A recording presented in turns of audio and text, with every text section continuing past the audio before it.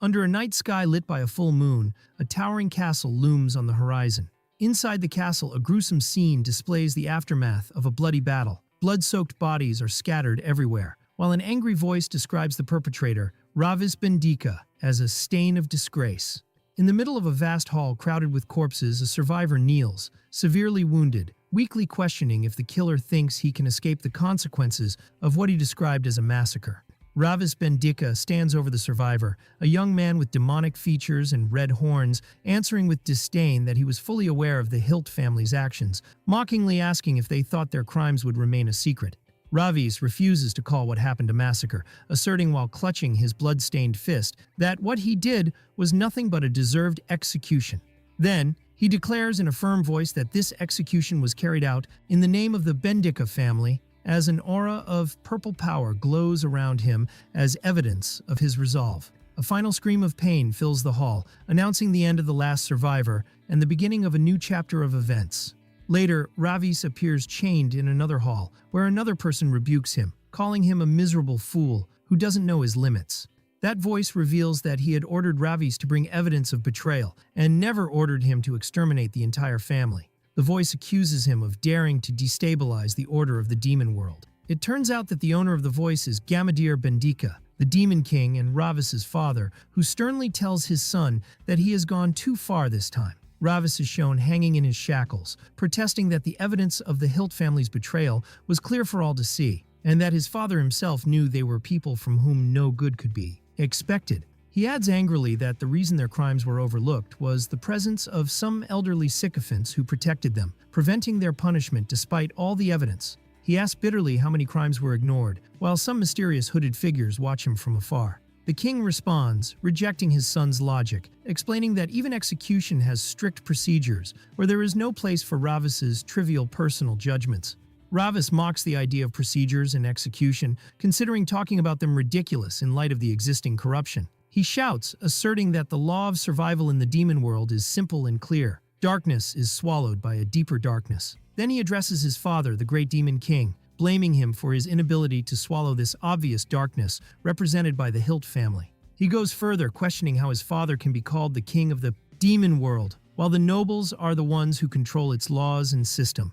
The king looks at his son with regret, describing his thoughts as naive and short-sighted, and considering him a true fool. Ravis strongly defends his position, explaining that the survival of the ruling Bendika family depends on the extermination of the Hilt family because they commit all kinds of sins to seize the throne, asking his father if this wasn't the real reason he sent him as an investigator in the first place. He blames those cowards who hide behind the Hilt family and overlook the rampant corruption.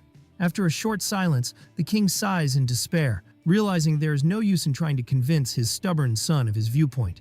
Then his father steps forward and tells Ravis that the decision for his punishment has already been made in agreement with the 12 black seats, which surprises Ravis, who did not expect the word punishment.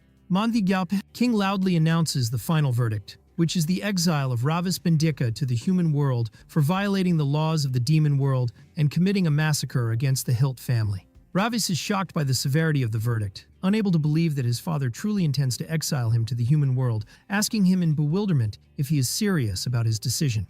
The king confirms that Ravis must pay the price for his sins in the human world, where his powers will be sealed, so that he may learn the true dignity of the Bendika family there. Ravis tries to plead with his father, begging that although he killed the members of the Hilt family, he did not destroy their souls, in a desperate attempt to lighten the sentence. The king completely ignores his pleas and orders the hooded sorcerers to execute the sentence immediately, and they begin drawing a glowing magic circle. As the magic circle's glow intensifies, Ravis violently resists his chains, shouting that he refuses to accept this unjust punishment because he did nothing wrong, but his attempts are in vain as the spell is completed. Ravis lets out a loud cry of intense pain, while one of the sorcerers approaches him and mockingly whispers to him to enjoy his time, calling him the prince who brought shame to his family. He tells Ravis that he will guard his place well in his absence, which provokes Ravis's anger, who hurls insults at him in his final moments before the transition.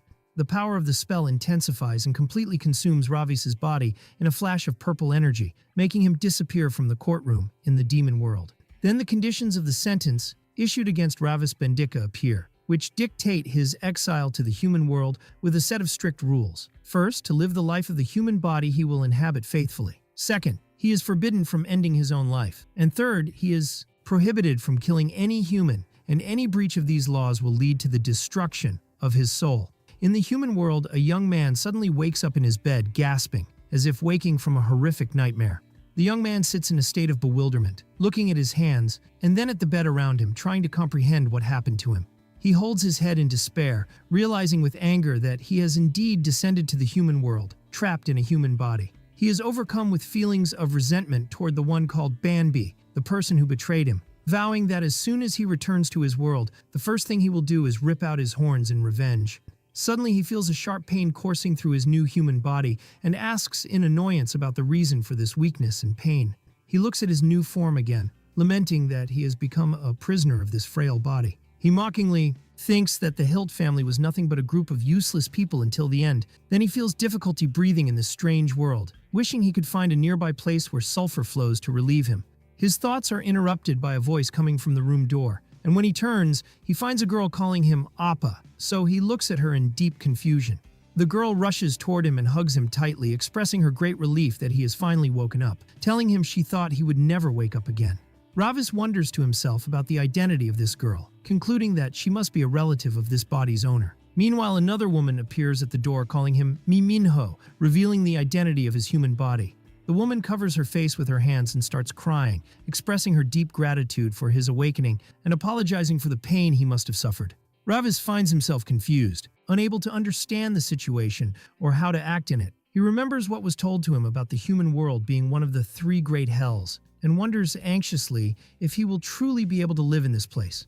A man enters the room, appearing to be the father of the human body, and his wife immediately tells him that Minho has just woken up. With a cold, emotionless look, the man orders his son to get up and prepare to go to school the next day, reminding him that he had been bedridden for a week and has a lot to make up for. The mother tries to object gently, pointing out that Minho's condition might still be unstable, but her husband sharply silences her, considering that his mere awakening is enough for him to return to his normal life. The girl asks him anxiously if he's okay, but Ravis looks at his parents as they leave, feeling a dark and strange aura surrounding them, which makes him feel shocked and confused. For some strange reason, Ravis finds himself admiring the cruelty of that man who resembles demons in his nature, thinking with surprise that in the human world as well, there is a human with a demonic nature. The girl notices his strange facial expressions and calls him hesitatingly. Ravis realizes that his admiration for that cruel nature was involuntary, but he soon regains his seriousness and decides that he must be very careful until the memories of the original body owner return to him to understand the reality of his situation. The next day he finds himself in front of a huge building under a clear sky, and the woman tells him they have arrived, so Ravis wonders if this is the place called school. The woman asks him to call her if he feels any tiredness during classes, and after he answers her in the affirmative, she watches him walk away with a silent look before leaving. As he walks toward the school entrance, he remembers that he had attended a school in the demon world 600 years ago. He feels great resentment at the thought of having to attend a human school at his advanced age, confirming to himself that this situation is no different from hell. He reaffirms to himself that the human world is indeed hell, as humans in his eyes are mortal beings who don't live for more than 100 years at best. Then he enters his classroom. He sits in his seat and makes a decisive decision to live quietly in this world, just to avoid the fate of his soul being destroyed. However, he has not lost sight of his ultimate goal. He believes that by exterminating the Hilt family, he has bought some time, and all he has to do now is find a way to return to the demon world and inherit his father's position.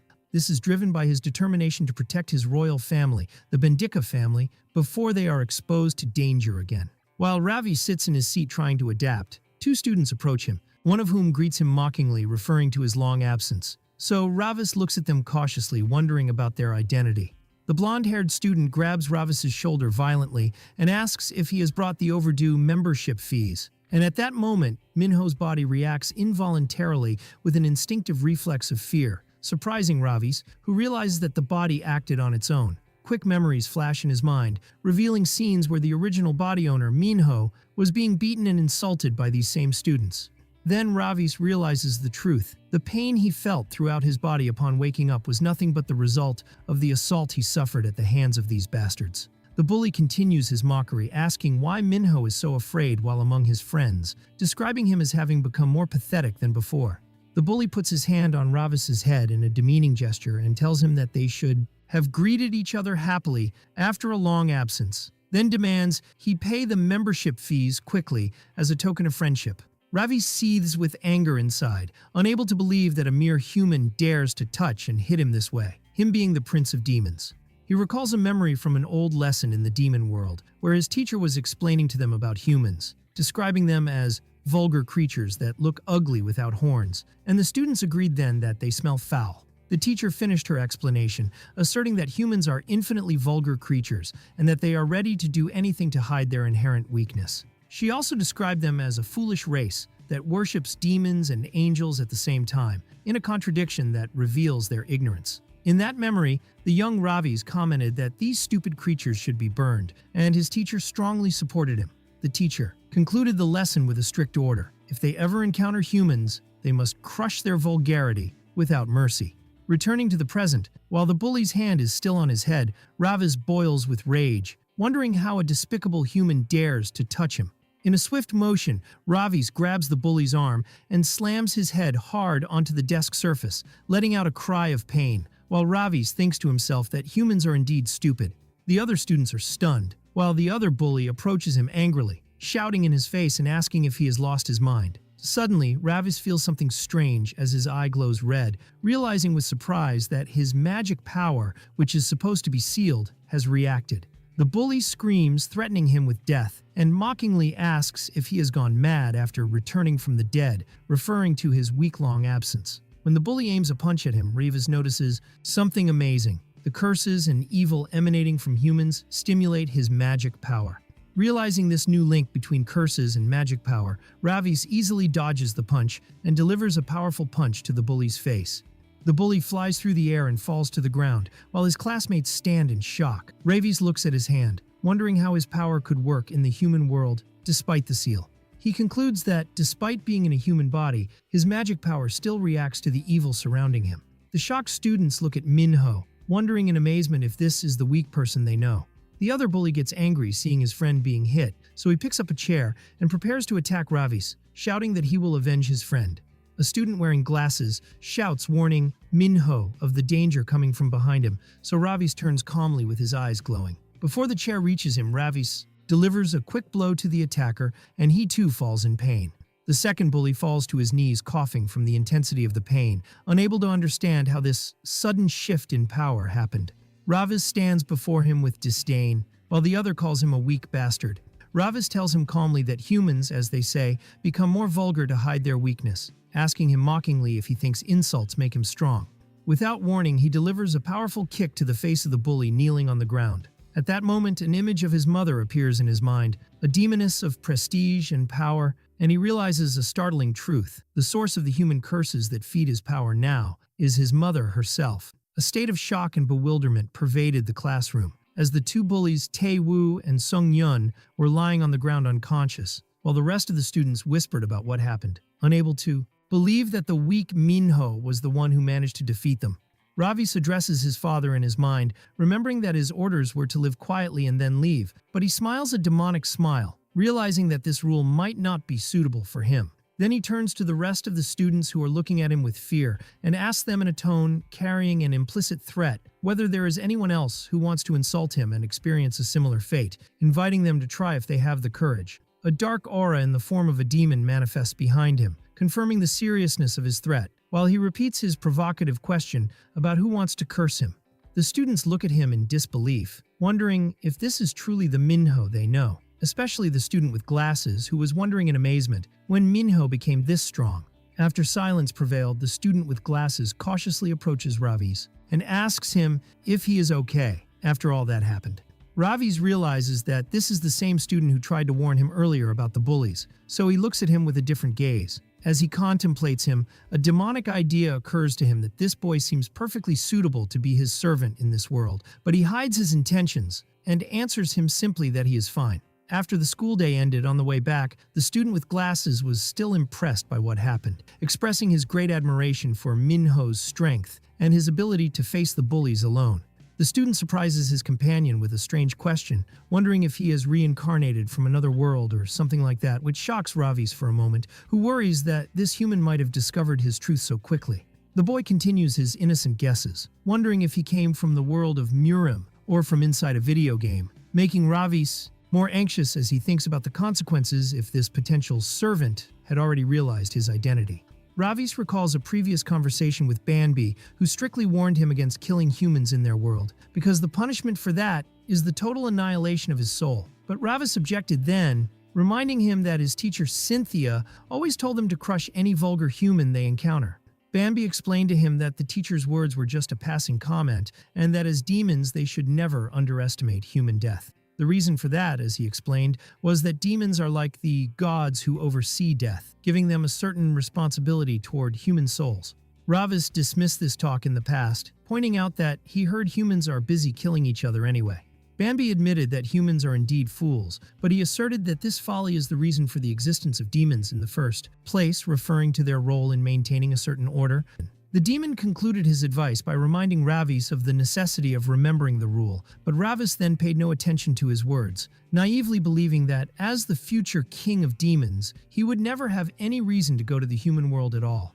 Returning to the present, Ravis finds himself in a real dilemma. If he is forbidden from killing humans, he doesn't know how he is supposed to silence them when needed. The boy interrupts his thoughts, revealing that his question was only a wish, expressing his desire for the idea of reincarnation to be true, so he could wake up in another world himself. Ravis turns to him and notices that he can smell the scent of miserable pain emanating from this boy. While the boy admits that the idea of reincarnation doesn't seem logical, the boy offers his own explanation for what happened in the classroom, believing he knows more than anyone. Else, how much harm Minho endured before finally exploding, so Ravis feels relieved, realizing that the boy fortunately discovered nothing about his reality.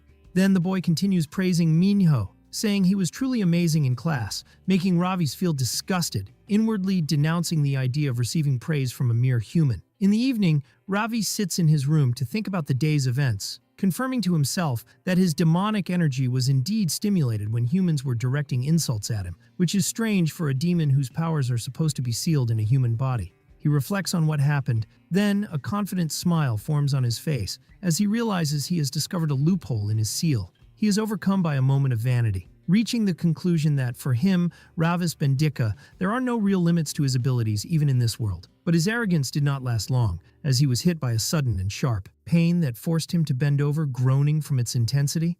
He falls on his bed in pain, realizing that his human body is too weak to withstand his demonic energy, feeling pain spreading through his entire body. He lies on the bed sweating, groaning at the thought that living as a human for just one day was this agonizing. While he grinds his teeth, believing he will never be able to sleep because of the pain, he immediately falls into a deep sleep, ending his first exhausting day in the human world. With the dawn of a new day, the sun rises over the school, announcing the beginning of another chapter of the Demon Prince's adventures in the human world.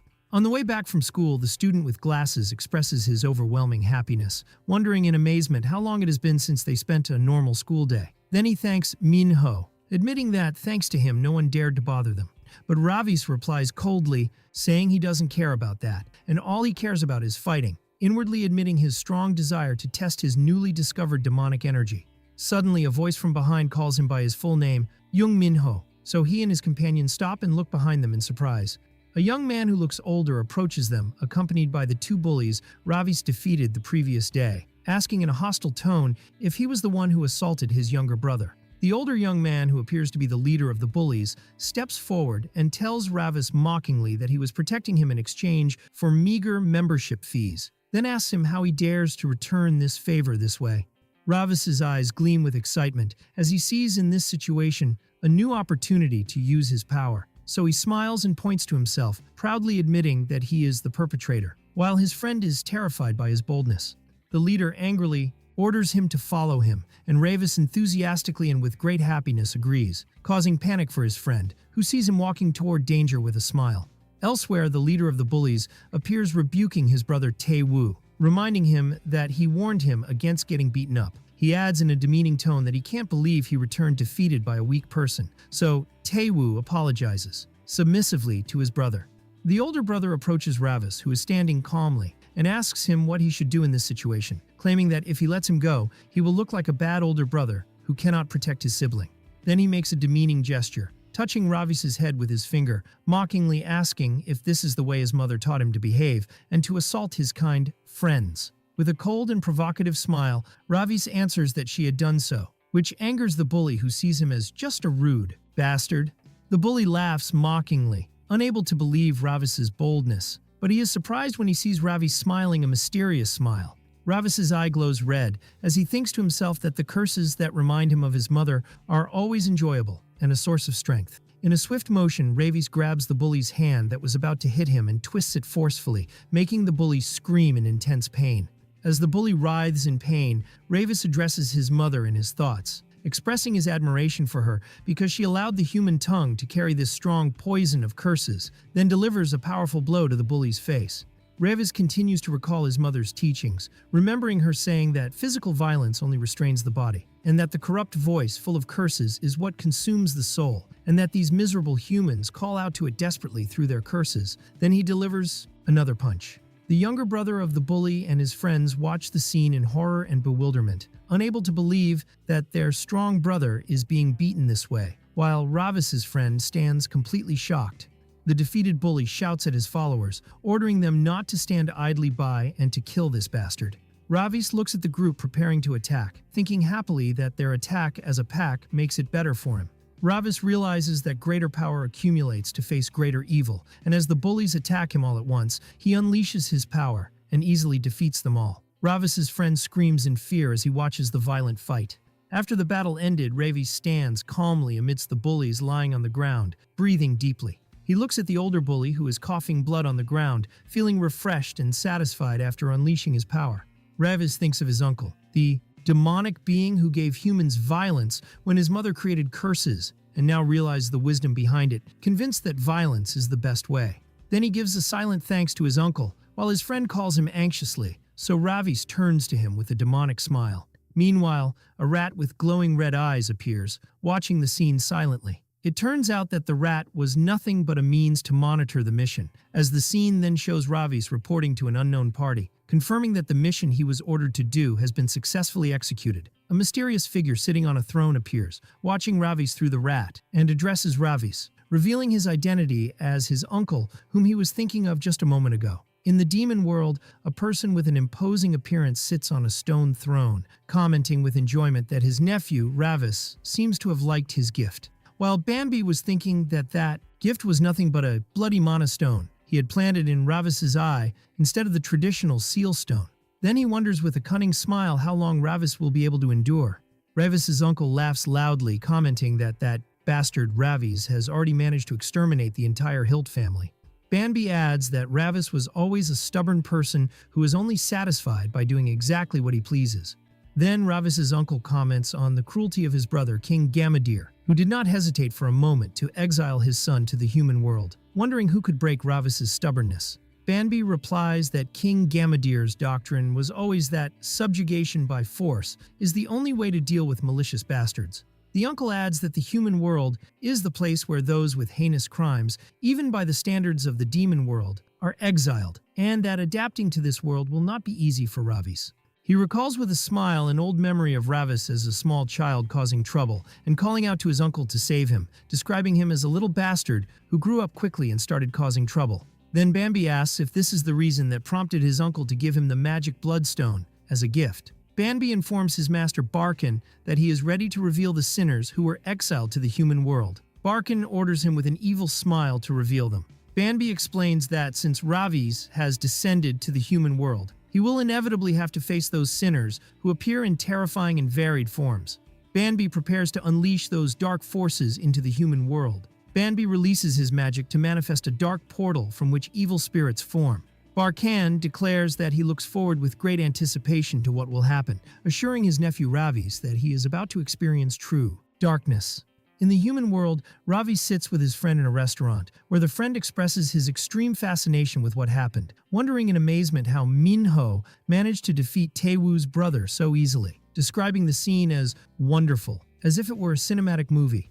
Ravis tries to hide how much he is affected by the spicy food, claiming that the tears in his eyes are just sweat. After his friend asked him if he was crying, his friend gently scolds him because he insisted on ordering the spicy level of food, but Ravis thinks to himself that a demon who avoids hell is not a demon at all. Suddenly, his friend's phone rings, and the name Jin Jae-hee appears on the screen, and the friend freezes in his place with a look of pure terror on his face. The friend stammers in his talk with Ravis and nervously claims he received an urgent call and cannot answer it. Then he apologizes and tells Ravis he will leave first and asks him to enjoy the food. The friend leaves in a hurry, leaving Ravis alone thinking about his strange behavior. Elsewhere inside a dark room, a tattooed woman appears, threatening a restrained man with a sharp tool, warning him not to move. She blames him for not paying his money on time, saying he has increased her workload, while photos of other victims who suffered the same fate appear on the wall. The woman finishes her work by tattooing the man's face with a mark, then mockingly comments that he must have good skin because the tattoo has set well. At that moment, a large man enters the room and tells the woman named Jae-hee that he has brought the requested person.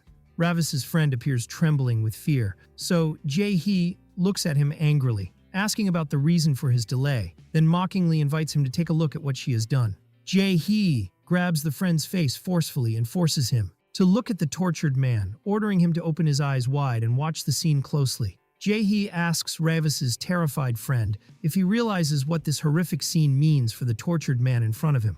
Then she explains to him coldly that what he sees is that man's punishment for not paying his debts, describing him as a small thief who got his due. After that, Jae-hee turns her threat toward the boy named Lim Scion, asking him in a malicious tone about his progress in fulfilling the promise between them. Scion tries to evade, stammering that some unexpected obstacles have appeared in his way. Jae-hee explodes in anger at his weak excuse, asking him if he thinks she's joking, then pushes him forcefully to the ground and shouts in his face, denouncing his lack of understanding of what she asks of him.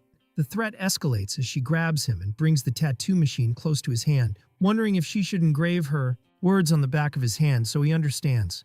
The boy screams in intense fear, begging her to stop, so she asks him in a frighteningly calm voice to listen to her well. She tells him that this is the last chance she is giving him. Then she points to the man lying on the ground, warning him that he doesn't want to end up in the same condition. She issues her final order for him to execute exactly what she asked of him and make sure to have it ready as soon as possible. Later that night, Lim Scion sits in his room in front of his computer, wondering in an internal conflict if it is right to finish what was asked of him, but he realizes that Jin Jae-hee will not have mercy on him if he doesn't. He continues working in the dark, forced to complete his mission under the weight of threat and fear. Meanwhile, Ravis wakes up in his bed in intense pain from his stomach, wondering in annoyance if this is what they call physical endurance. He feels as if his whole body is breaking, and his shoulder is about to dislocate from the effect of the simple fight he fought. Seething with rage at this incredibly weak human body, he gets up and starts performing athletic exercises with determination, confirming to himself that he, Ravis Bendika, will not collapse because of something trivial like this. He continues pushing himself to the absolute limits, shouting that he will rehabilitate this trivial body no matter what it costs, and that any amount of pain will never make him submit. The next day at school, Lim Scion walks in the hallway holding a small device in his hand. He looks at the application on the device and thinks to himself that this matter is extremely dangerous. Jae-hee's last words echo in his mind as she orders him to make sure everything is ready. Scion stands confused, wondering in despair what he should do in this difficult situation. Ravis interrupts his thoughts by suddenly putting his hand on his shoulder, making Scion jump in terror and let out a faint cry. Ravis asks him calmly about the reason for all this panic and surprise. Scion thinks for a moment about asking for Minho's help, but he immediately retreats from his idea, realizing that no matter how strong Minho is now, his involvement with Jin Jae-hee and her gang would be an extremely dangerous matter. Instead, he leans on Ravis in despair, determined not to allow his friend to get involved in this problem. And at that moment, Ravis picks up a strange and familiar scent. As he wonders about the source of this scent he has smelled before, a girl with orange hair stumbles in front of them and suddenly falls to the ground. Scion shouts, calling the girl by the name Seong-yi, while students gather around her anxiously, asking her if she is okay. Scion quickly kneels beside her, asking her anxiously if she is sick. The girl starts coughing violently, then vomits and trembles on the ground, causing terror and shock to everyone around her. Ravis watches the scene with intense focus as his eye glows red, realizing immediately that what he sees is demonic energy. wondering in bewilderment how a human could possess such energy. A man rushes toward the girl lying on the ground, Seong Yi, shouting anxiously to ask her what is happening. As he carries her on his back trying to wake her up, he decides to transfer her to the clinic immediately. As they pass by, Ravis catches a glimpse of a strange tattoo on the girl's wrist that catches his attention intensely. Then, his eyes widen in shock as he realizes that that tattoo is none other than the emblem of the Hilt family he exterminated, wondering angrily how this emblem could exist on a human body. With burning eyes, he decides that he must investigate this mysterious matter himself. Later, Ravi sneaks wearing a hoodie cap to hide his identity toward the clinic room, but one of the nurses or guards stops him at the door. She asks him if he is a friend of Seong Yi and tells him sternly that she needs rest and visits are not allowed at the moment. With a cold look and a glowing red eye, Ravis whispers mysterious words, using his demonic power to grant her oblivion. The nurse freezes in her place, and her eyes turn into an empty white, indicating she has fallen under the influence of his spell. She sits quietly on the seat outside the room in a state resembling a coma, while Ravis enters inside without any hindrance. He thinks to himself that this level of ability is possible even with a small amount of demonic energy, but its effect will likely be temporary. The girl, who has regained consciousness, is surprised by his presence and asks him about his identity. So he replies to her in a threatening tone, asking her who she is in the name of hell. She shouts in his face angrily, denouncing his sudden intrusion into her room. In a swift motion, Ravis grabs her wrist forcefully so she screams in pain and curses him. He clearly shows her the tattoo and repeats his question sharply about the reason for the presence of the Hilt family emblem on the arm of a mere human. She replies to him angrily, describing his talk as nonsense that has no meaning.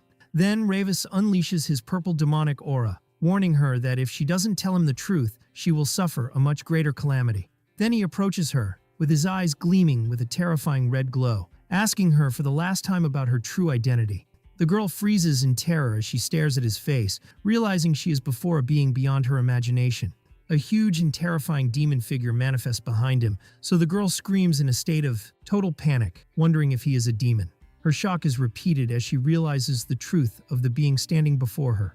After she stammers in speech, Ravi sternly orders her to tell the truth. She tells him while crying that she really knows nothing and mentions the name Jae-hee. She explains to him that Jae-hee told her it was necessary to get this tattoo if she wanted to join her crew, and that she also gave her weight loss pills. As he holds her arm, Ravi smells a faint scent emanating from her. He immediately confirms that this scent he had smelled before in the demon world. Memory takes him back to the past, where he was walking as a small boy in one of the demon world castles, heading toward a deep well, when a familiar voice calls him. He turns to find Bambi, who tells him that this is a forbidden area. The young Ravis smiles mockingly and tells Bambi not to be such a coward, provoking the other's anger. Bambi protests that he is not afraid, but rather doesn't want to get punished. So Ravis replies coldly that he should leave then continues his way toward the forbidden area without concern. Bambi refuses to accompany Ravis at first, but he decides to catch up with him reluctantly, justifying it by saying that no one knows what kind of trouble the young prince might cause if left alone. As he follows him in the dark corridors, Bambi wonders anxiously how far Ravis intends to reach in this forbidden area. The two continue their walk in the depths of the castle, so Bambi calls out to Ravis to grab his attention. Ravis replies with a cold, sarcastic tone that he won't be able to know what's going on in his mind because he hasn't told him anything yet, so Bambi clears his throat with embarrassment. Bambi tells him that their presence in this dark place reminded him of an old story about those who possess eyes that go beyond the limits of other races. He explains that, as he understood, there are two ways these people lose their sight. Either they go blind from seeing something extremely bright, or their eyes atrophy from not seeing anything at all in a dark place like this. Then he suddenly falls silent. Ravi signals him to be silent, whispering that there is something nearby. They hide behind one of the walls to see a pale hand on the ground from which an orange glowing flower extends. Bambi wonders in a voice trembling with fear about the nature of that thing. Ravis decides to approach to see clearly, ignoring the warnings of the terrified Bambi, who screams that it's dangerous. When they approach, they find the place full of those strange flowers, and Bambi recognizes the corpse lying on the ground, realizing with shock that it belongs to Jeremy Hilt. They look at the lifeless body covered by the flowers, and Ravis confirms that Jeremy has indeed died. Driven by curiosity, Ravis extends his hand to touch one of the flowers, ignoring Bambi's screams warning him against doing so, and as soon as he touches it, bloody thorny roots come out from under it. He grabs the flower and smells it, feeling disgusted by its pungent scent. Banbi looks at him in a state of extreme horror, having realized the truth of this deadly plant. He screams in panic, revealing that that is the devouring flower. Returning to the present, Ravis realizes that the scent emanating from the girl in the hospital is the same scent of the devouring flower he encountered in the past. The girl begs him while crying to have mercy on her, so he stands silent for moments, then moves away from her, looking out the window at the city night. From afar, a demonic being resembling a bat watches him, commenting that Ravis has indeed encountered that thing, and that he looks forward with longing to what will happen next. Ravis walks alone in the dark city streets under a starry sky.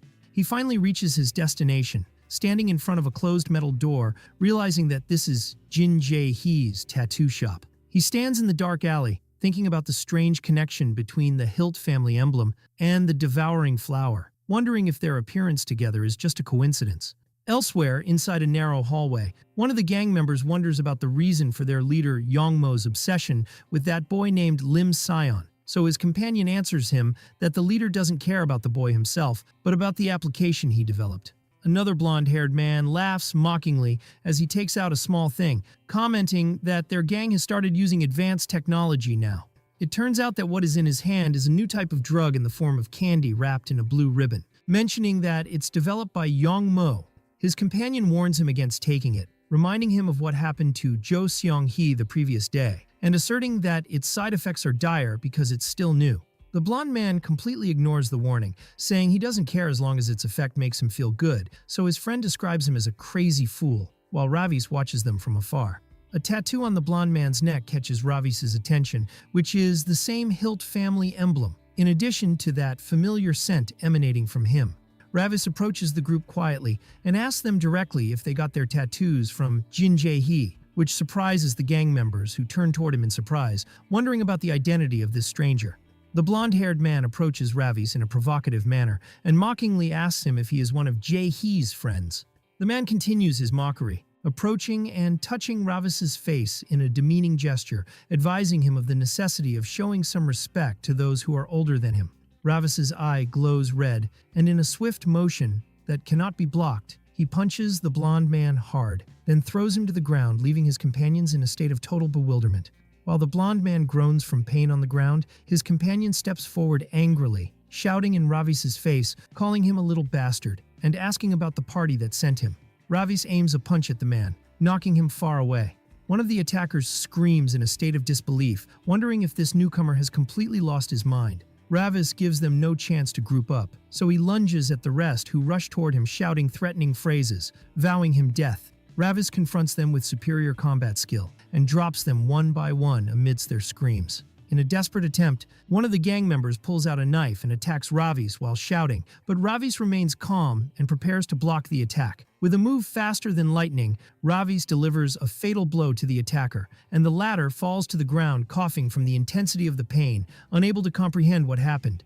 After he finished them all off, Ravis stands over the last survivor and asks him coldly, with his eyes glowing with a demonic glow, about Jin Jae-hee's place. The blonde man stands up and utters intermittent words, ordering his companions to kill him, but his facial features start changing to become distorted and demonic. The transformation process is completed, so he looks at Ravis with wild eyes and lets out a threatening scream, vowing to kill him. Ravis notices with surprise a sudden rise in his opponent's demonic energy, and at that moment, the man lunges toward him, letting out an angry roar. Ravis realizes that his movements have changed, so he wonders if that drug is what enhanced his physical abilities this way. Ravis retreats backward and collides with one of the defeated enemies and falls to the ground. The attacker jumps in the air, ready to deliver a fatal blow to Ravis lying on the ground. Ravis looks at him from below with an angry look, vowing in himself, while the glow of his eyes increases in strength. Elsewhere, and inside the gang headquarters, Jae-hee submits a report, apologizing for the application not being completed yet. Another person comments coldly that he heard this excuse before, while Yong Mo adds that he was very clear in his orders this time. Yong Mo tells Jae-hee that they have caught the person who stole the blue ribbon. A restrained man appears shouting, admitting his mistake and begging for his life. He continues to plead, vowing that he won't repeat his mistake again and asks for a last chance. Yong Mo completely ignores him and calmly picks up a blue flower from a nearby vase. The man begs, asking for mercy, but his pleas turn into screams of terror. Yong Mo approaches him and hits him with the flower to penetrate his body. The man starts suffocating and feeling intense pain as soon as he swallowed the liquid. He begs to be saved in his final moments. The man lets out a horrific cry of pain as he is hit by the flower. Then he breathes his last in a violent and painful scene. While Yong Mo and his followers stand around the murdered man's body, he coldly announces that there is no room for second chances, directing a sharp gaze at those present to ensure his message has been received clearly. Everyone remains silent under the weight of his threat, including Jae-hee, who appears tense. Then he directs his speech directly to her, asking if she agrees with him. He orders her, in a tone that leaves no room for argument, to stop stalling and bring what he requested from her immediately. Jae-hee finds no choice but to comply reluctantly while darkness looms over the city sky in a later scene. As she walks through one of the dark alleys, despair overcomes her as she realizes she is in real trouble if she does not execute the orders. So she immediately tries to call Lim Scion in anger. In his room, Lim Scion is startled by the sudden ringing of his phone and answers in a hesitant voice. But the caller was not Jae-hee, but Ravis, who is calling him from the alley that witnessed his battle, coldly telling him that he tried to investigate the matter himself, but the boys here were not cooperative, referring to the bodies lying around him. Then he asks him directly if he knows Jin Jae-hee, which causes Scion confusion. Scion is shocked, so Ravis explains to him that he clearly saw her name on his phone screen when she called him earlier. And from the middle of the alley filled with the defeated, Ravis asks his friend if he knows the place of residence of one of these boys. Scion's panic increases, so he asks anxiously how he knows Jae-hee and if he has gotten involved with her, but Ravis denies this. He explains that he came to look for her to verify something, and that he is currently standing in front of her tattoo shop, but she is not there. During his talk, Ravis notices a strange-looking white cat appearing on the stairs. On the other end of the line, Scion begs him not to get involved with Jae-hee and tells him that he is coming to him immediately. Ravis ends the call, his full focus having shifted toward the cat that was playing in front of him. Ravis calls to the cat in a commanding tone, and it freezes in its place from shock. Then he suddenly grabs it, asking if it understands what he is, saying, but the cat only emits a frightened meow. Then Ravis's eye glows red and he sternly orders it to make him understand it, which releases a cry of terror from the small creature. The cat screams in agreement, so Ravis remembers that he had seen a rat and a bat with the same aura before and realizes it is the same entity moving between forms. He asks it about its true identity. The cat reveals that it is an observer from the demon world, and its mission is to monitor exiled prisoners. It tells him that it was monitoring him too, addressing him with the title Lord Ravis, while he thinks about how small its demonic energy is. And when it wonders how he was able to detect it, he tells it coldly that it draws attention excessively, and that at this moment it is standing on its hind legs like humans, so it realizes its mistake in confusion. Ravis decides that interrogating it further will be of no use. Instead, he unleashes his energy, and his eye glows intensely, directing his order directly through it to its master to reveal himself. The cat's eye glows with the same red energy, indicating the success of the connection. And in the demon world, Banbi sits in his luxurious office, smiling because he has been discovered faster than he expected. A familiar voice addresses Ravis in a playful tone, commenting on the speed of his discovery of the matter, so Ravis angrily accuses him that this too is of Banbi's doing. Banbi replies with a mocking smile, calling him rude for addressing his friend by this title. Ravis does not pay attention to his mockery, looking at him with a sharp gaze, questioning the scheme he is plotting this time. Banbi claims innocence, so Ravis decides to change the course of the conversation and ask one specific question instead of arguing. Ravis directs his speech to the observer in the form of the cat, questioning if exiled prisoners can use magic in the human world, explaining that this contradicts what he knew. The evasive answer comes through the cat, telling him that for every rule there is an exception. The voice coming through the cat adds that Ravis will discover the matter gradually himself, then asks him if he has any other inquiries. Ravis seizes the opportunity to mention the devouring flower, pointing out that its scent is strong and widespread in this world. He asserts that Banbi had smelled it himself in the past, and that this flower, forbidden even in the demon world, he can feel its presence here. Banbi admits that the administrators of the demon world are aware of the spread of the Hilt family's demonic monsters to the human world, and that eliminating them completely was a difficult matter due to their strong cohesion.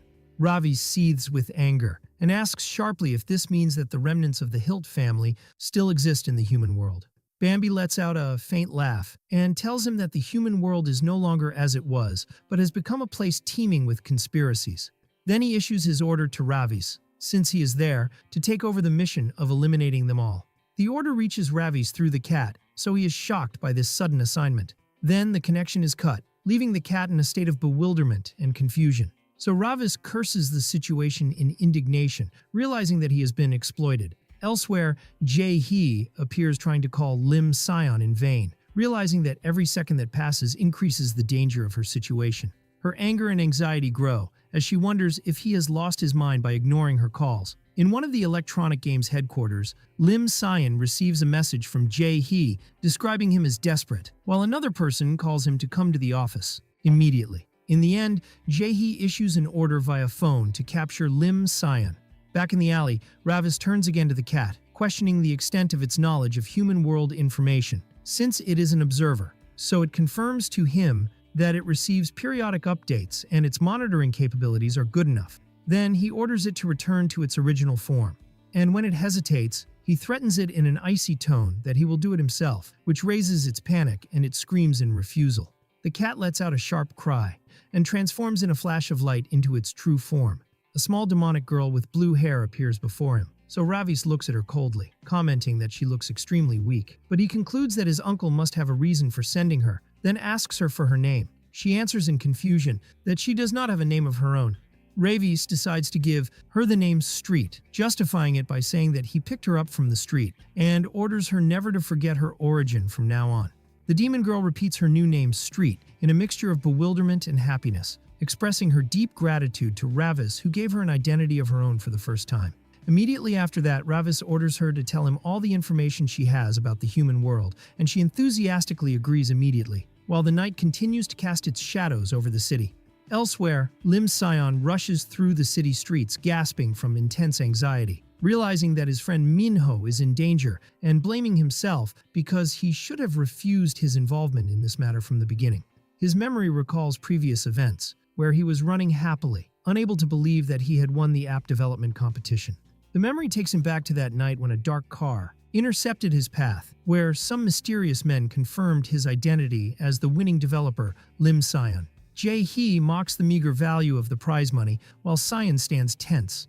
Then, with a malicious smile, she describes him as a precious body and orders her followers to put him into the car immediately. Scion is pushed inside while screaming in terror, leaving the bouquet of flowers he was carrying to fall to the ground. Inside the car, Yong Mo coldly asks him why he is trembling, describing the situation as just a deal, then asks him to look to his side. Scion finds a bag full of money, so Yong Mo tells him that it contains 50 million won in exchange for handing over the app he developed. Scion tries to object, explaining that his app was not intended for sale. But Yong Mo coldly rejects his logic, asserting that this is just his personal opinion.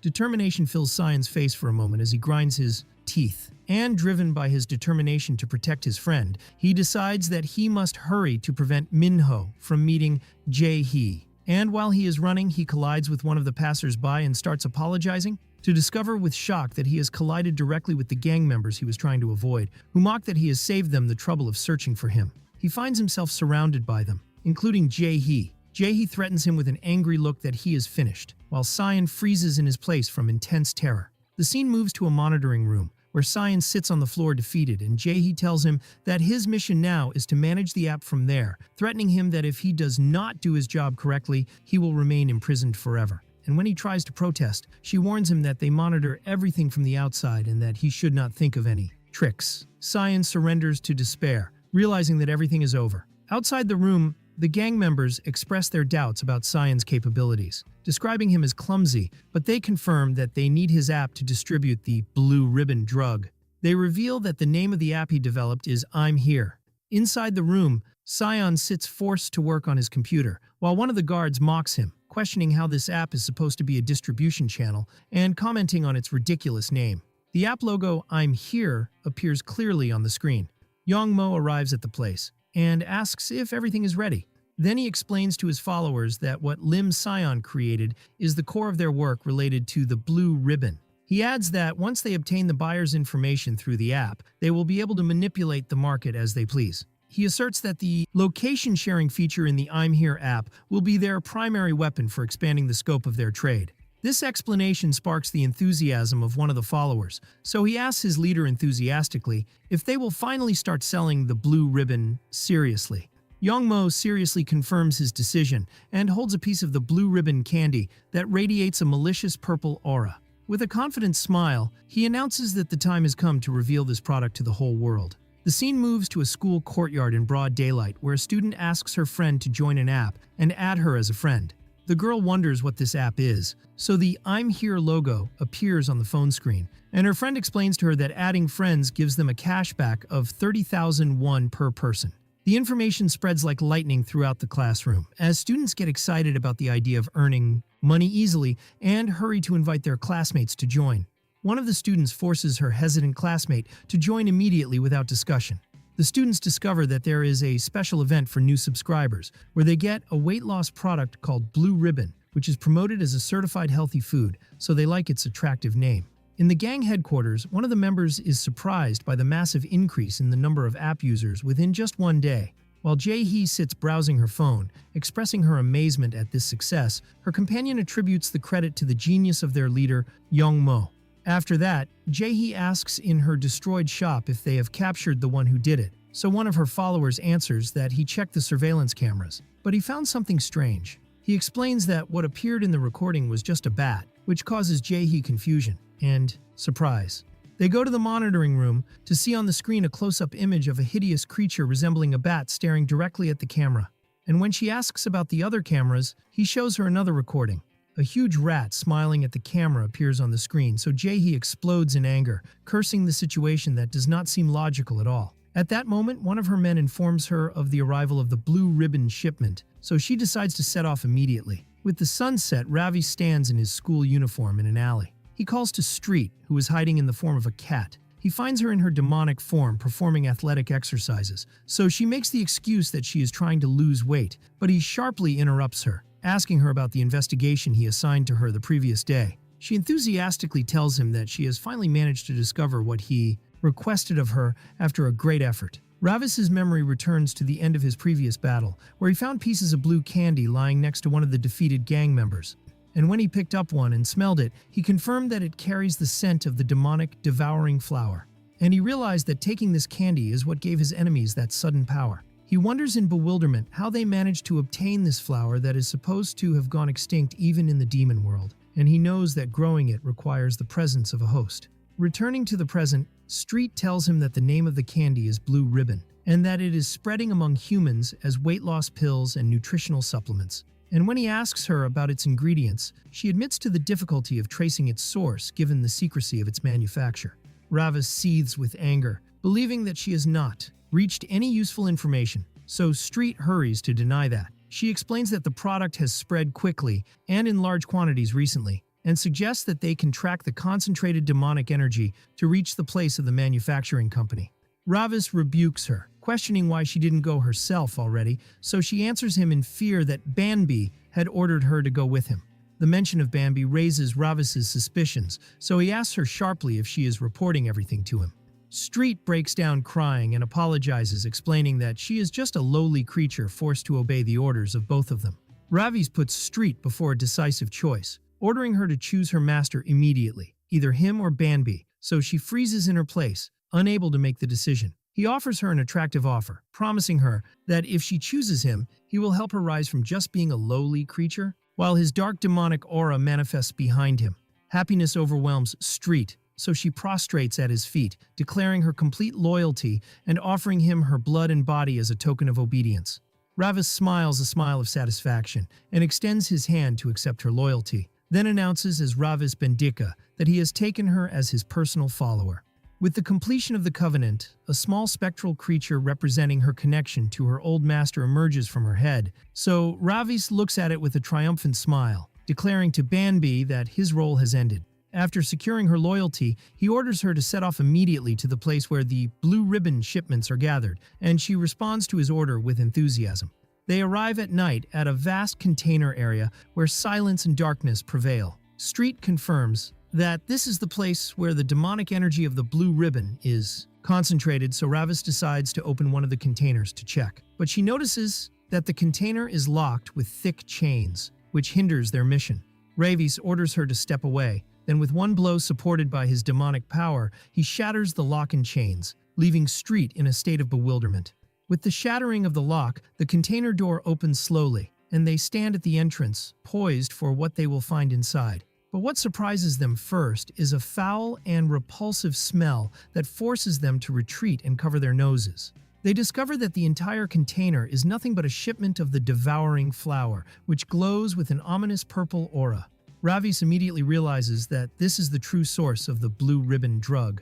This scene sparks a painful memory in Ravis's mind from his past, where he was training harshly with his uncle. In that memory, his uncle mocks his weak and rude nephew. So the young Ravis replies by cursing him and calling him a disgusting uncle. The fight intensifies, and his uncle screams that if he is not kind, it is better for him to die.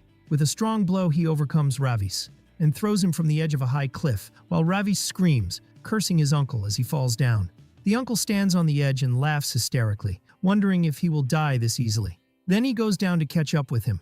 The small Ravis's body hits the ground forcefully, and suddenly his uncle appears beside him, mockingly asking him if he has died yet, which causes Ravis shock and surprise.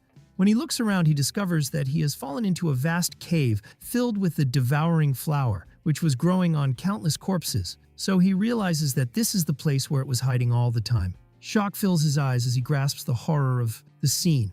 The memory takes him back to old teachings about the origin of this flower, with the division of light and darkness, and the creation of incompatible beings that cannot merge. Other entities flourished. There was a flower that sprouted initially where these entities gathered, and fed on the remnants of angels and demons, and its deepest desire was to devour.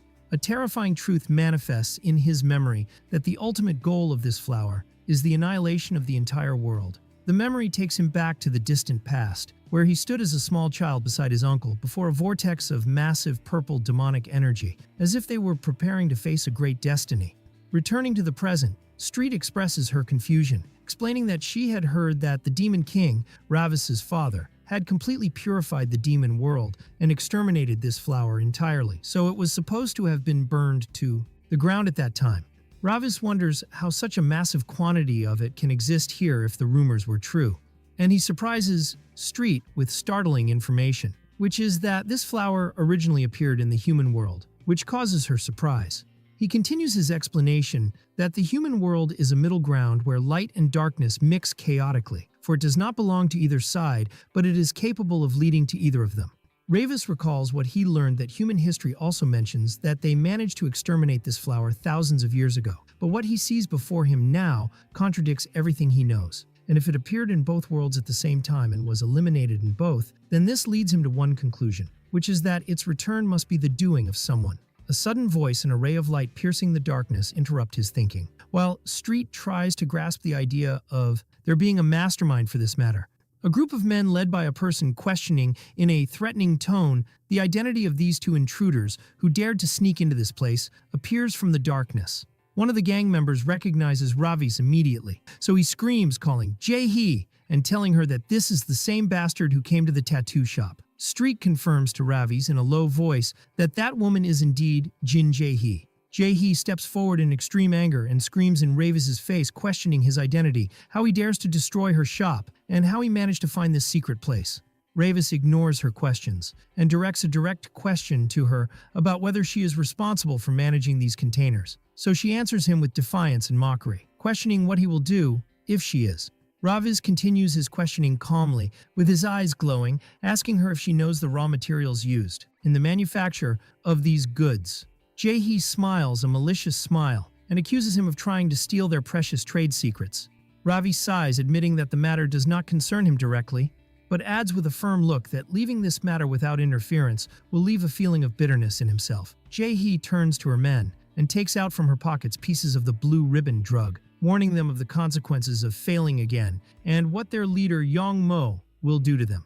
Then she offers them those pieces, announcing that it is a special distribution for them. Signs of greed and eagerness appear on her men's faces, and they wonder in amazement if they can truly get it for free. Jae-hee sternly orders them to be silent and swallow it immediately, so they devour it with extreme greed. Ravis realizes that the confrontation is imminent, so he orders Street to stay hidden, explaining that her current magic power will not be a help but a hindrance, and she responds to his order immediately. The features of the gangmen start changing and distorting, so Jae-hee orders them with a frightening smile to crush that bastard. The transformed men rush toward Ravis, who watches them coldly, describing them in himself as arrogant fools drowned in their vanity and ignorant of what truly poisons them. While his eye glows intensely, Ravis realizes that the place is already overflowing with demonic energy that he can exploit, so he challenges his opponents to come forward. The transformed men lunge at him, but he counters them brilliantly, dodging one's punch and directing a violent counterblow that releases a cry of pain from the attacker. The fierce battle continues, as Ravis faces their sequential attacks with skill and power, dropping them one by one. Then one of the attackers grabs him from behind. He directs a powerful punch to the face of one of his opponents, who screams in intense pain, while Ravis grinds his teeth in anger, determined to end him quickly to free himself from him. But the assailant manages to throw him to the ground. Then he counters the attack of a man of huge stature. Street watches the scene from her hiding place, while screaming in horror and anxiety for her master, while Jae-hee is content with watching the battle with a confident and mocking smile. Ravis finds himself surrounded by men whose faces have turned into distorted demonic masks, and they all lunge at him in a coordinated attack. He blocks their attacks with difficulty, and realizes that their power has increased significantly, questioning if it's because they took a larger dose of the drug this time. Then he decides that he must change his strategy, so he turns toward the open container full of demonic flowers. With a decisive move, he throws it in their faces and a wave of purple aura explodes, sweeping over his opponents, standing at the container entrance. The gangmen collapse, coughing and suffocating from the effect of the pure demonic energy, which it seems their polluted bodies cannot withstand. Ravis too feels the weight of the situation, so he admits in himself that he cannot stand this vulgar scent emanating from the flower. But he realizes at the same time that his demonic energy reacts more strongly with this widespread evil, which gives him a massive boost of power. With his renewed power, Ravis returns to the attack, directing a violent blow to one of the men, and drops him to the ground forcefully, so the other screams in pain. After that, he concentrates his energy in his fist and delivers a devastating punch with which blood flies and completely finishes off one of his opponents. He continues in his violent fight, so one of them kicks him, so he manages to dodge the attack brilliantly, grabs him and flips him in the air. And without mercy, he stomps hard on the leg of the man lying on the ground who is screaming in pain. An attacker with a wild face rushes toward him while screaming, vowing him death, but Ravis dodges him brilliantly and delivers a powerful blow to him, and ends the battle with a knockout blow, and the last of the assailants falls. Jae-hee stands, having frozen in her place from the horror of the shock, unable to believe what she sees, and questioning in terror about the reality of this being who managed to defeat her men alone. Ravis turns toward her while gasping, and his eye glows with an ominous red flash, which strikes her with panic. And as he stands up, a massive demonic aura manifests behind him, revealing his terrifying true nature. Jae-hee looks at him in a state of total panic, as she wonders if he is a ghost or something else beyond imagination. The scene suddenly moves to a lit stage, where a sign announces a competition, and a small girl stands performing a ballet dance gracefully under the lights. Elsewhere, a woman named Kang Hyun-ju confirms the girl's identity as her daughter Yuri. Kang Hyun-ju sits in a luxurious room, watching her daughter's performance on a huge screen, commenting that with such skills, she could have easily joined a prestigious ballet troupe. Her talk is interrupted by the entry of two men into the room, so she receives them, describing them as her important client. But soon her behavior changes to hostility, so she screams in their faces, denouncing their intrusion into her office in this way. Coldly, Yong Mo apologizes for her describing them as thugs, then puts a large glass jar full of blue pills on the table, announcing that he came personally to deliver a large order of blue ribbons. The woman is struck by shock and terror as she sees the jar, and her terrified face is reflected on its glass. Yong Mo asks her not to worry, asserting that they take care of everything themselves, from manufacturing to sales. Kang Hyun-ju wonders with extreme anxiety whether this product is truly safe, so the man asks her mockingly if she's asking this question only now.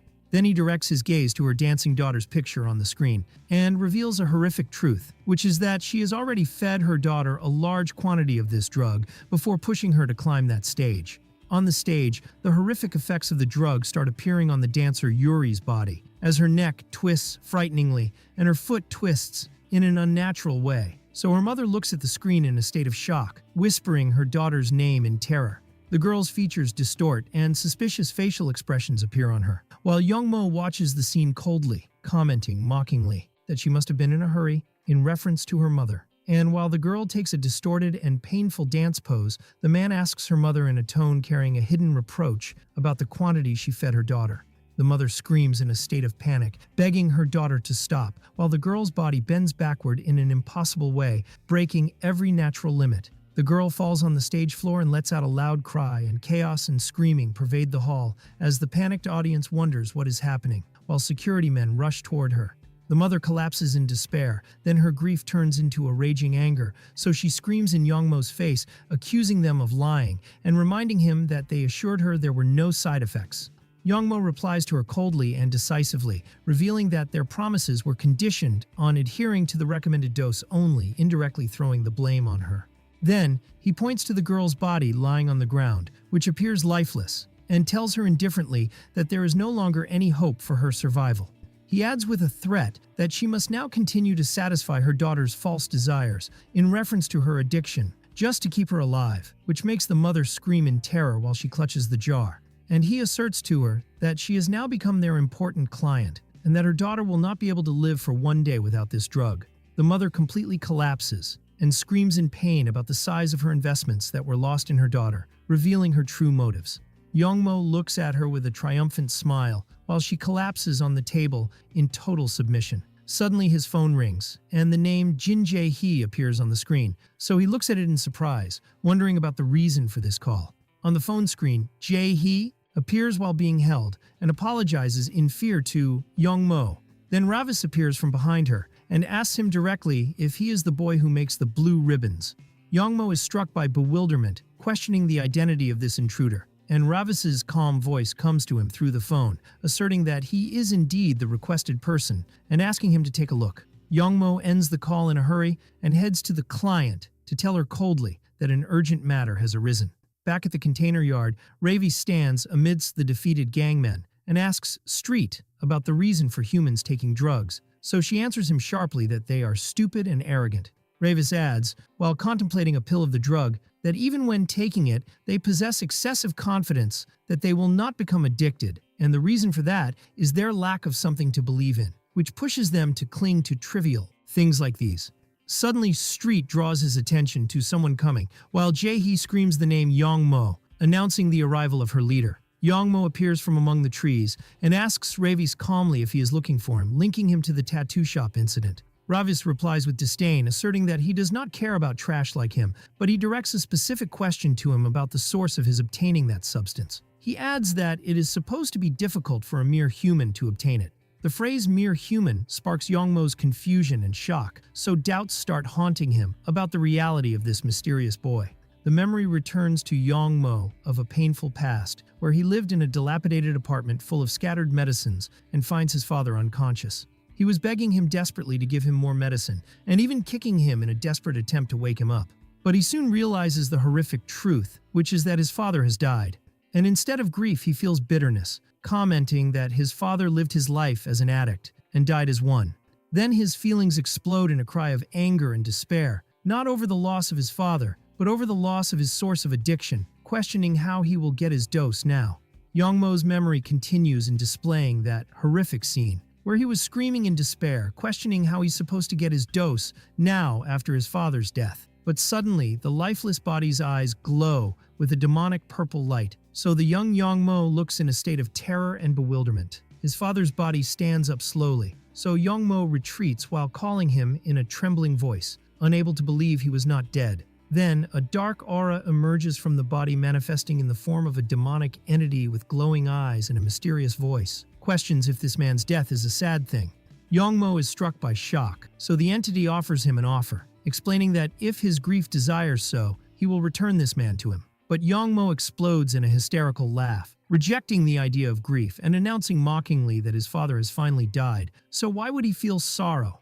Then he screams in the demonic entity's face that he does not need a trivial father, rather all he needs is the drugs he provided him. The entity accepts his response calmly and offers him a new offer, ordering him to feed his father's corpse to the devouring flower. The entity extends through the body a glowing purple flower, explaining that by this act, a covenant will be established between them, and Yong Mo will get everything he strongly desires.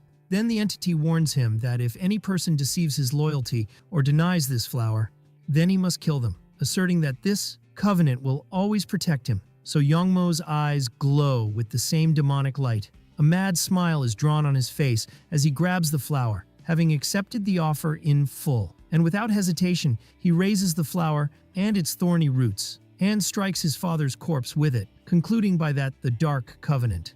Returning to the present, Yong Mo repeats Ravis's words with disdain, questioning if he is really a mere human. Ravis notices his confidence, commenting that he must have something he believes in. Yong Mo confirms that, admitting that some entity has given him a new life. Ravis immediately realizes, as he believed, that Yong Mo has made a deal with a demon. Ravis smiles mockingly, commenting that he doesn't know what kind of trash his opponent believes in, but the matter is pathetic for both of them, for that demon and that human. Yong Mo seethes with anger from the insult of his master and orders his men to drag Ravis to him immediately. Then, Street rushes from her hiding place while screaming in anger, annoyed at having to run again. But Ravi seems to have felt bored with this confrontation, so he decides to end the matter quickly. Elsewhere, an ambulance hurries through the dark city streets, while the voice of one of the gang members comments that orders have risen massively since the launch of the I'm Here app. Inside the car, Kang Hyun-ju sits beside her daughter Yuri, who has turned into a distorted form, and the gang member thinks that the product is achieving a brilliant success, asserting that increasing the number of clients throughout the country will be an easy matter at this rate, questioning mockingly if their company is on its way to becoming global. In the headquarters, the gang members brag that their leader, Yong Mo, has already opened distribution routes in China and Japan, and that everything is possible with his presence. And in the monitoring room, Lim Scion sits in despair before a screen displaying the rapid spread of the app, and blames himself because the drugs are spreading at this speed because of the app he made. Terror takes over him as he bites his nails, wishing in silence that someone would stop this disaster. Back at the battlefield, Jae-hee screams, pointing to one of the defeated men, and asserting to her leader that this intruder is not human. Ravi stands calmly amidst the chaos, questioning in a low voice when the person he's waiting for will come. Yong Mo remembers the demonic entity's voice as he issues his final order to kill everyone who denies the devouring flower. With total submission, Yong Mo confirms that he will execute the orders, revealing the identity of his mysterious master, who was none other than Lord Power Hilt. The words of the Covenant echo again, as the demonic entity asserts the necessity of killing any person who betrays loyalty or denies the flower. Yong Mo agrees immediately, announcing that the matter will be executed without hesitation. Returning to the present, Jae-hee kneels on the ground and screams in despair, warning Yong Mo and telling him that Ravis is not just a normal student, but perhaps is connected to the makers of this new drug. Ravis hears these accusations in confusion, questioning about this new drug and about the reason for involving his name in the matter. And before he can grasp the situation, Yong Mo appears behind him in a swift flash, and his eyes glow with an omen of doom, which strikes Ravis with surprise. A violent confrontation erupts, so Ravis notices immediately that his opponent's speed and power exceed what he faced before, realizing that he is at a completely different level from others. And Yong Mo wonders in amazement about how Ravis managed to block his attacks, speculating that he perhaps has also attained his master's blessing. Yong Mo announces with blind loyalty that this entity is his only god whom no one shares with him. Then the picture becomes clear in Ravis's mind, so he recognizes that greedy look and the foul smell emanating from his opponent. And with a confident smile, he reveals that he has known his god's identity, calling him by his full name, Power Hilt. Yong Mo is struck by an overwhelming shock, unable to believe how this boy can know his master's secret name. Ravis exploits his shock to direct a harsh insult to him, describing his master as a pathetic loser, and considering that Yong Mo's standards are low for choosing him. Yong Mo seethes with anger and screams in Ravis's face, ordering him not to insult the only being who took pity on his misery.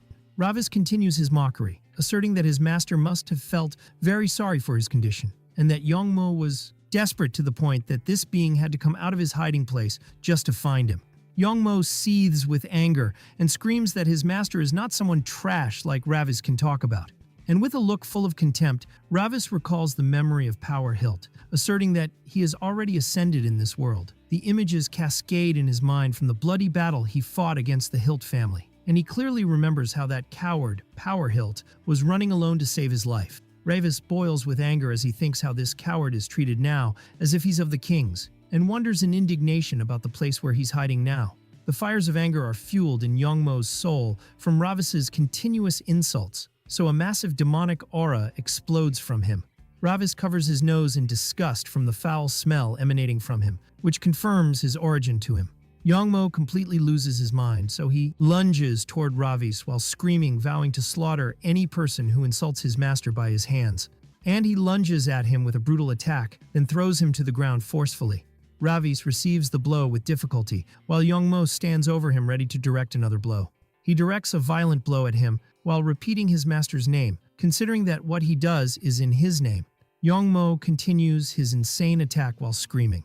Ravis grinds his teeth under the weight of the blows and realizes that his opponent has completely lost his mind to the demonic energy and that he's trying to kill him indeed. And in a decisive moment, Yong Mo directs a knockout punch while releasing a loud cry while Street screams from afar in terror, begging her master Ravis to stop. Under the weight of Yong Mo's crushing punches, Ravis realizes that his human body has reached the absolute limit of its endurance. Street watches the scene from her hiding place in terror, desperately wishing they were in the demon world, where her master Ravis would have been able to unleash his true powers. In the demon world, Barkan and Bambi observe the battle through a magic mirror. Bambi comments that the test body using the devouring flower has fully synchronized with it, admitting he assumed Ravis could handle a mere test subject, especially with the demon bloodstone implanted in him. But he adds anxiously that at this rate Ravis might actually die this time, and if that happens, his soul will vanish forever. Barkan asks Bambi what Ravis hates more than anything else, and Bambi replies that Ravis hates almost everything, making it difficult to pinpoint just one thing. Bambi comments on Ravis's fiery temperament, wondering from whom he inherited this trait, while Barkan avoids looking at him, thinking to himself that he knows exactly who is meant. Barkan reveals the answer, explaining that what Ravis hates most is filth. Then he laughs, asserting that Ravis is completely obsessed with cleanliness and cannot stand anything dirty. On the ground, while grinding his teeth in pain, Ravis utters the word filthy as his disgust reaches its peak. He screams to himself that he can no longer bear the foul and repulsive stench emanating from Yong Mo. In a sudden burst of anger, Ravis grabs Yong Mo's wrist with immense strength that pushes him back, much to the latter's astonishment. Ravis looks at his left hand, feeling as if he has reclaimed a part of his former self. After a moment of suspenseful silence, Ravis stands on his feet as demonic energy wraps around his arm, declaring that he has no desire to touch that stinking carcass. He then decides to end the matter quickly and lunges toward his stunned opponent. He delivers a lightning-fast punch that hits Yong Mo directly in the face, making the latter scream in intense pain. Yong Mo screams in disbelief, wondering how a mere human can possess this kind of power, while Street screams enthusiastically, cheering her master Ravis's name. Ravis mockingly repeats Yong Mo's words, questioning if he truly sees him as a mere human, while the phantom of his true demonic form appears behind him. Then he delivers another violent punch that throws Yong Mo to the ground. Yong Mo falls forcefully, and his followers scream in panic while he crawls backward, cursing the situation and asking Ravis in terror about his true identity. Ravis approaches him in the blink of an eye, ordering him to shut his stinking mouth as he delivers a finishing blow. Yong Mo falls to the ground unconscious after the crushing strike. In the demon world, Bambi looks on in shock, wondering where this power suddenly came from. Barkan explains that once the test body awakened, the foul stench must have given Ravis a real headache. He adds that Ravis likely couldn't stand being near him because he hates nothing more than filth. Barkan reveals with a cunning smile that when Ravis's obsession with cleanliness reaches its limit, it triggers an awakening that allows him to draw a portion of his original power. Bambi looks at him in amazement, wondering if this means Ravis can use his former powers, even while in a human body. He asserts that even with the demon bloodstone, it is supposed to be impossible for a sinner to manifest his full demonic power in this world. Barkan smiles, declaring that Ravis is no ordinary person, regardless of what anyone says. Then he adds proudly that his nephew is exactly like him. After Yong Mo falls defeated to the ground, groaning in pain, Ravis turns to him coldly, calling him a fool and telling him to consider himself lucky. He explains that the reason for his luck is that Ravis is forbidden from committing murder in this body.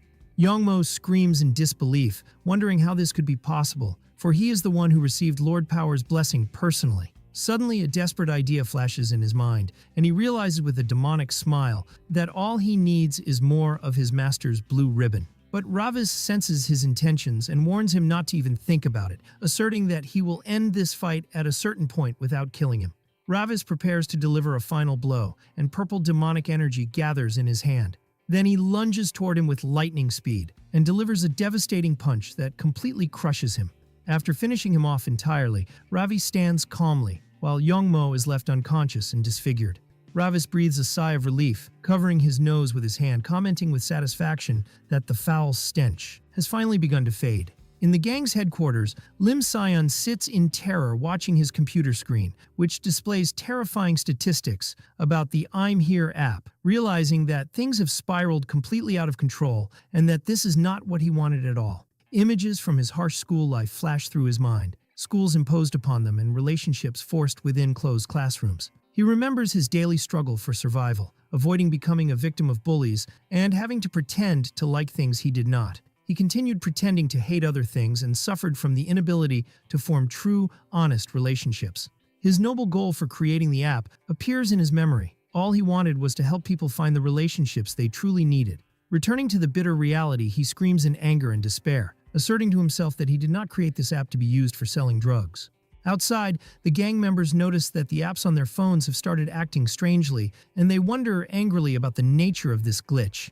Scion realizes his time is running out, so he rushes and uses a chair to block the door firmly.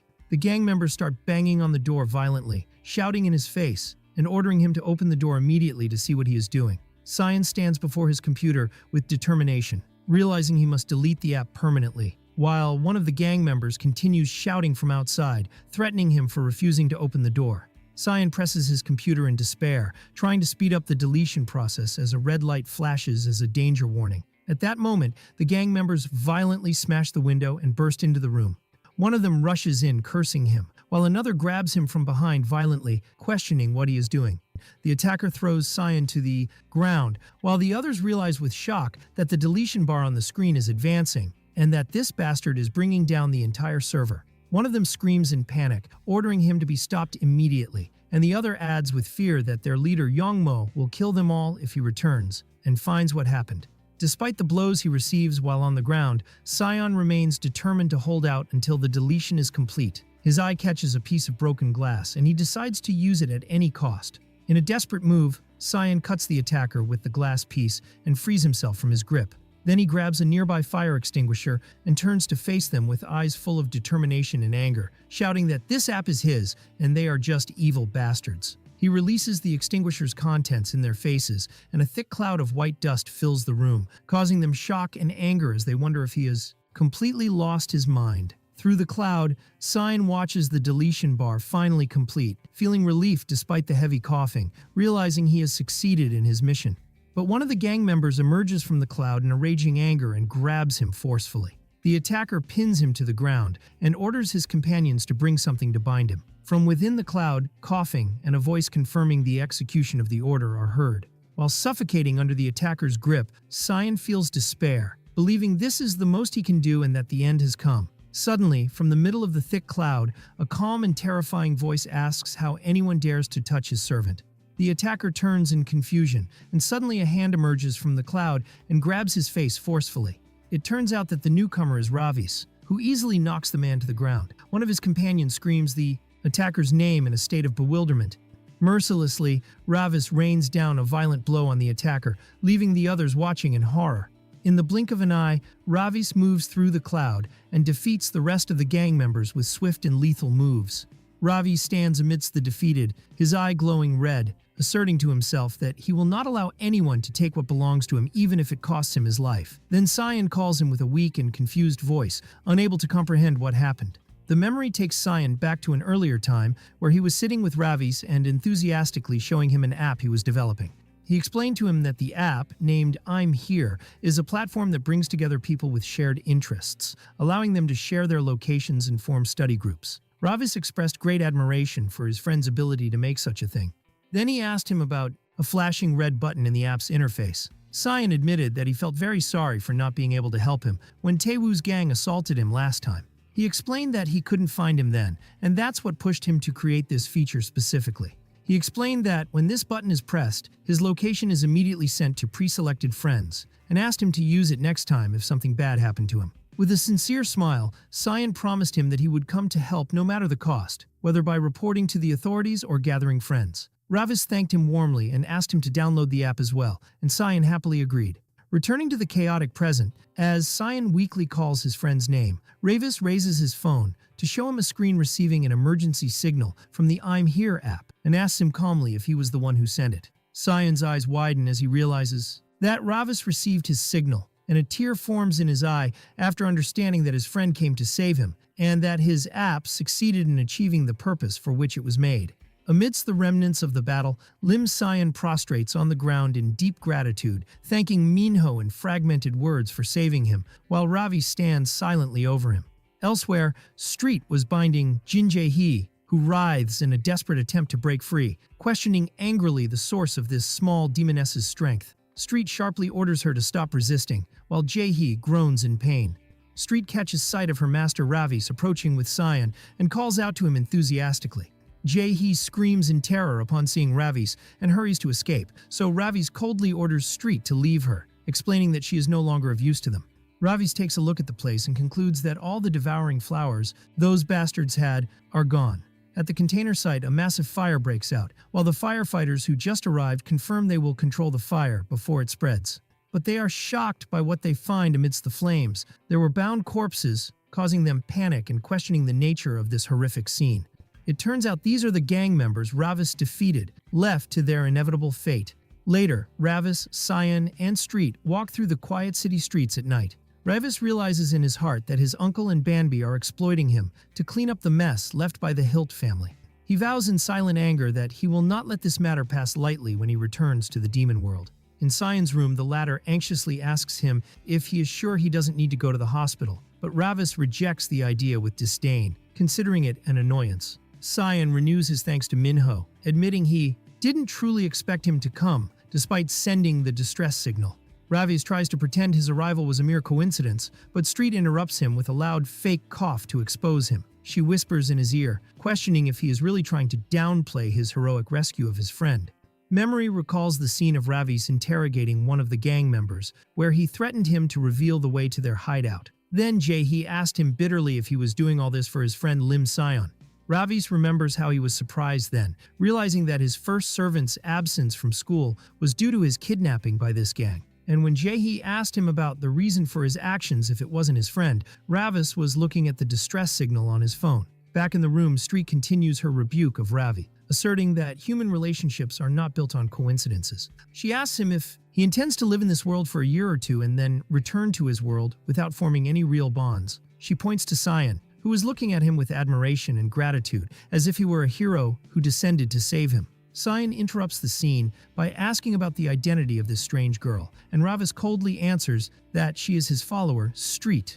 The word follower shocks Scion, who begins to have doubts about his friend's reality. He asks him hesitantly about the sudden and unrealistic change in his personality, and about his follower's strange clothes. His real fears manifest in his thoughts, as he believes Minho has become involved with a dangerous organization.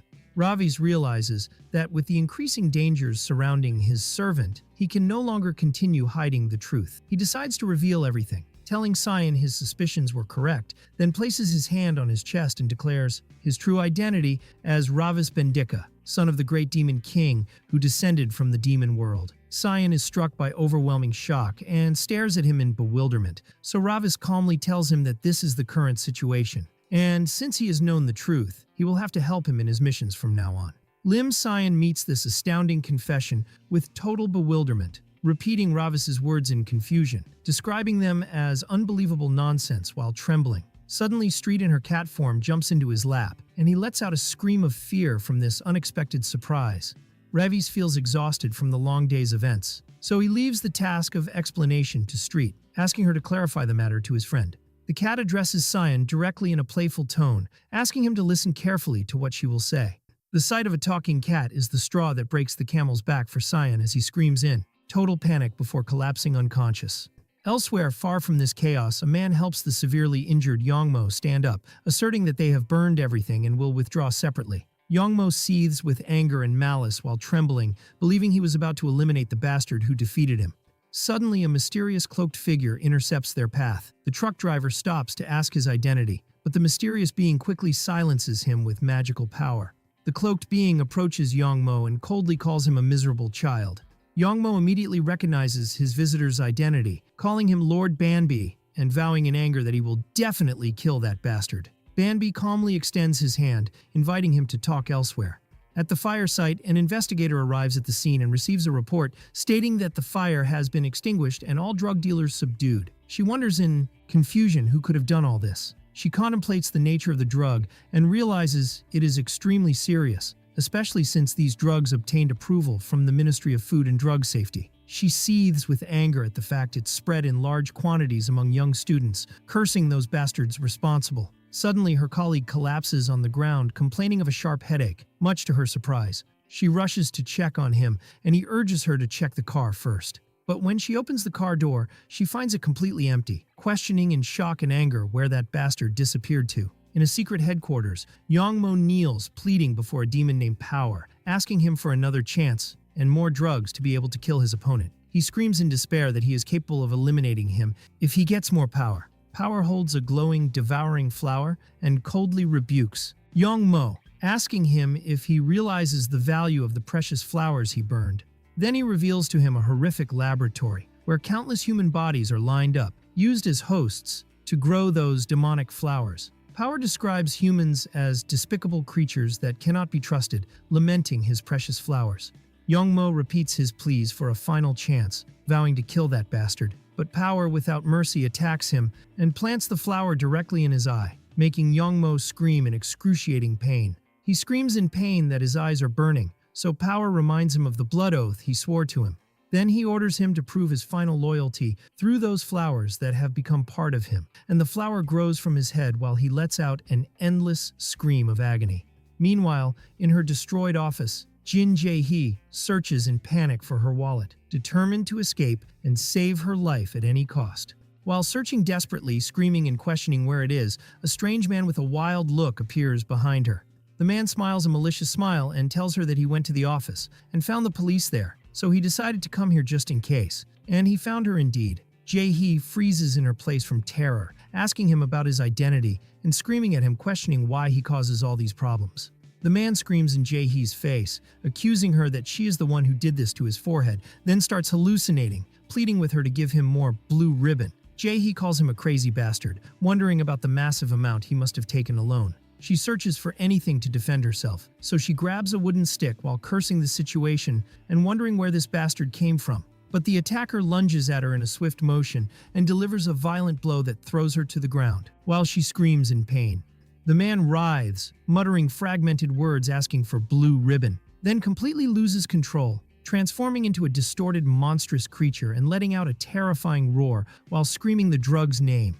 Jae-hee feels despair as she breathes her last, rejecting the idea of dying in this horrific way. In her moment of despair, a mysterious purple aura appears, and a new being reveals his presence, thinking to himself that if this happens, Ravis will hate it more. Jae-hee crawls on the ground in a pitiful state, weakly questioning the newcomer's identity, then begs him to save her. But the demonic being, appearing in his full form, apologizes with a cold smile, claiming he doesn't have the power to do that, and mockingly adds that if her fate is to fall into hell, she should simply accept it. Jae-hee curses the situation in despair, repeating his words about hell in a state of disbelief. Demon Banbi continues his talk with a cunning smile, offering her a mysterious offer, telling her that he will allow her body to remain in this place. The scene moves to a majestic palace in the demon world, where an imposing demonic figure with white hair welcomes her younger brother, Barkin. But she soon confronts him, accusing him of plotting some scheme since the moment Ravis was sent to the human world. With a tone full of anger, she denounces his daring to use her son in his plans. Barkin laughs, admitting she has discovered his matter, then reassures her not to worry because Ravis has grown up now, and reveals to her that he did not send him without protection, but planted the demon blood stone in his body. The woman is shocked by this confession and explodes in his face, screaming that he has completely lost his mind and accusing him that by this act he is declaring to the whole world that the Demon King's son is alone and weak in the human world. Barkin tries to calm her, asking her to start trusting Ravis's abilities more. She explains to him that it's not about her lack of trust in Ravis, but her anxiety about the way the world itself moves at the moment. She stands between two contradictory worlds, asserting that the world now is so unstable that the smallest crack might cause everything to collapse. Barkin insists that Ravis is stronger than she thinks, that he resembles him in his aggressive temperament, and that his combat power exceeds anyone else's. His sister hits him in anger, screaming that these traits are the problem itself, then threatens him decisively that they will die together if Ravis's soul suffers the slightest harm. Barkin groans from the blow, complaining that she still hits him on the head despite his age, then calls out to Banbi in a childish tantrum, ordering him to search all magic books for a way to get rid of all older sisters in the world. The sister screams in Barkan's face that she doesn't want a crazy younger brother like him, while Banbi tries to calm the situation, asking them both to calm down a bit. But she grabs and chokes him, so Bambi comments to himself that it is a true miracle that Ravis managed to survive and grow in such a chaotic environment. The scene returns to the room of Scion, who finally regained consciousness, and hesitantly and tensely asks Minho if he is truly a demon. Ravis calmly answers that humans call them by this name, and Street in the cat form is happy to hear the word we, considering it an acknowledgement of her. After grasping the truth, Scion asks in fear if his fate is to go to hell after death. Ravis reassures him that the real hell is here, and offers him to come with him to the demon world where no one will be able to touch him. Then, with an arrogant smile, Ravis declares that as the sole heir to the Demon King, he is his master now, and Scion reacts in panic, rejecting this protection and fate. Ravis's features turn to anger, and he threatens him that if he tries to back out, he will pluck out his eyes and suck them as if they were candy, striking Scion with intense terror. After a moment of silence, Scion asked with tears in his eyes a fateful question, wondering what happened to the real Minho. Street, in her cat form, explains to the collapsed Lim Scion that Minho was doomed to die anyway, and that the official law states that only the bodies of those like him can be used as vessels. Scion is struck by shock and denial, questioning in confusion and pain about the reason that made his friend Minho's fate death. Ravis tries to console him with his cold style, asking him not to get depressed, as the fate of them all is to meet in the demon world after a few decades. Scion concludes from his talk that his going to the demon world has become a certainty, so Ravis mocks the broad imagination of humans and asks Street to confirm to him that the demon world is an enjoyable place. Street supports her master's words with great enthusiasm and describes their world as a place filled with the scent of blood and screams of agony, causing Scion panic, and he begs her to stop. Ravis seriously tells him that he has a long way before that and orders him to treat him as he used to and not let the secret slip from his tongue anywhere. Scion reluctantly agrees. Then Ravis complains that his whole body hurts again and announces he is leaving, so Street calls out to him enthusiastically to go with him. On his way back to his apartment, Ravis feels a sharp headache attacking him, so he holds his head, wondering if he overused the bloodstone power. As soon as he enters his house, Minho's sister surprises him by jumping in front of him, carrying a decorated birthday cake and congratulating him with great happiness. Ravis wonders in confusion about the birthday occasion, so the girl tells him that she and her mother worked hard on making this cake since yesterday. Admitting she doesn't guarantee its taste, she playfully puts a colorful party hat on his head and tells him their parents will return home soon. Then she approaches him enthusiastically, suggesting they start the celebration by taking a selfie for his birthday. Ravis notices a bandage on her face and asks her about its reason. She answers with a nervous laugh that she intervened to help an old lady some young men were bullying, trying to downplay the matter, but Ravis calls her out for doing something unnecessary. He thinks to himself that her behavior is strange. She helps others even though she is not strong.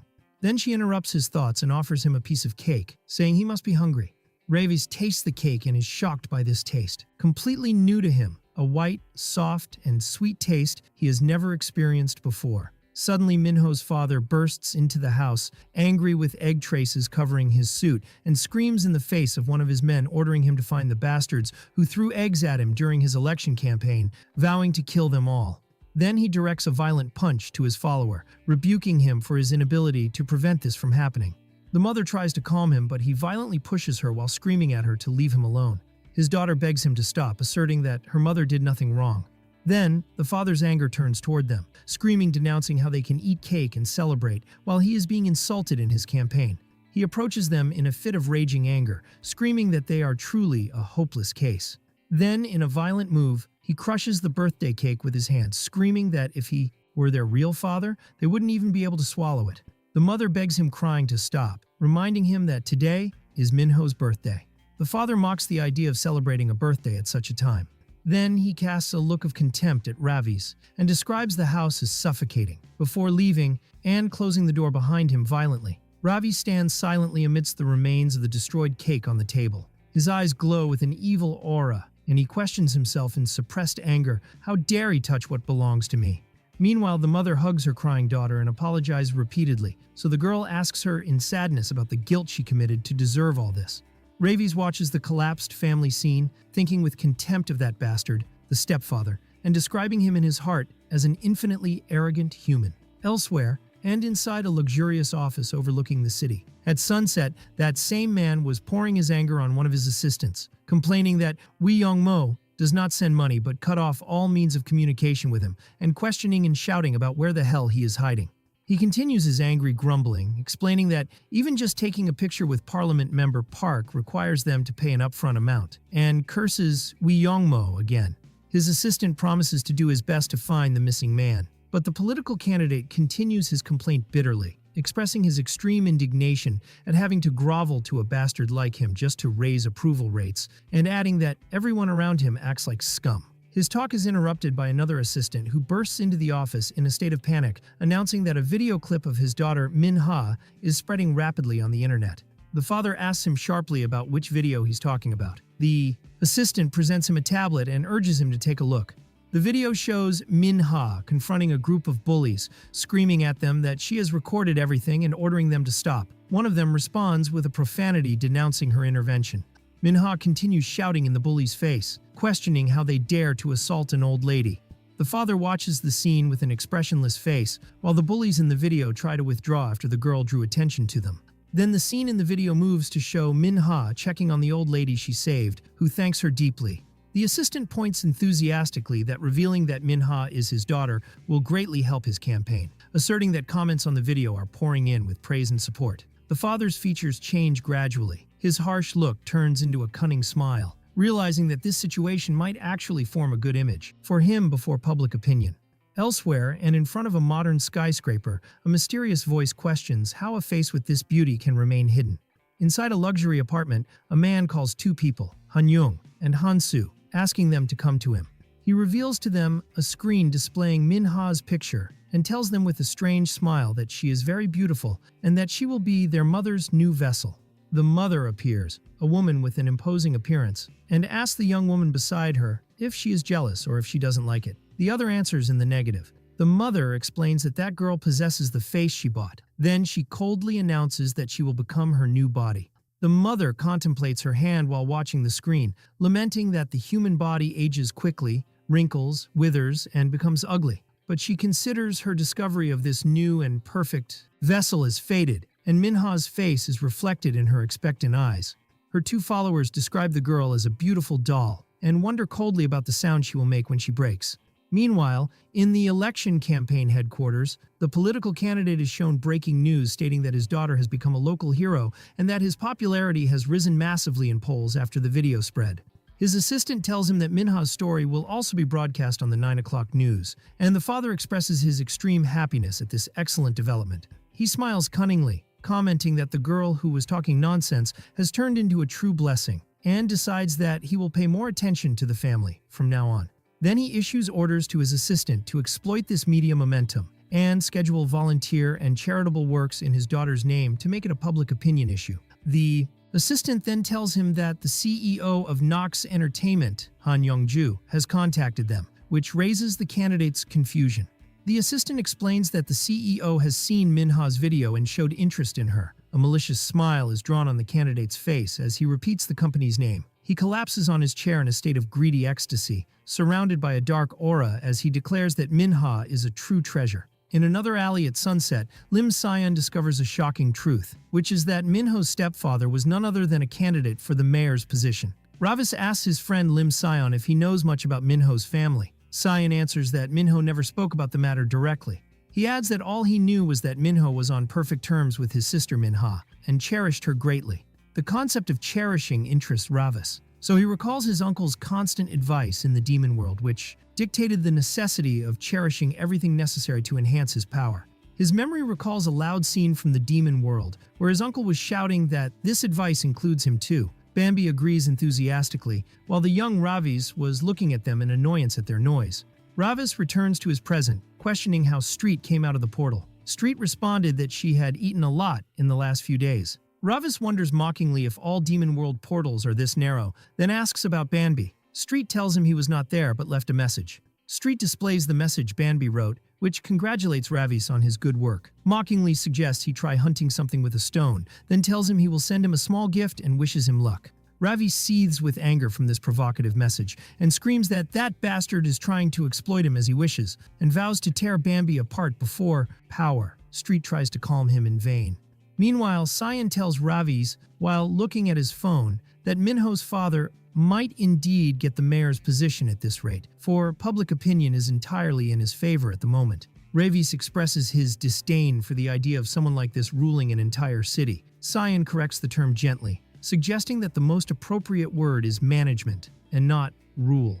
Ravis thinks in his heart that this man is greedy, just like the creature Cineros. So he asks Street if it's possible that candidate Jung Tai-sik is Cineros who came to the human world. Street wonders in confusion about this name.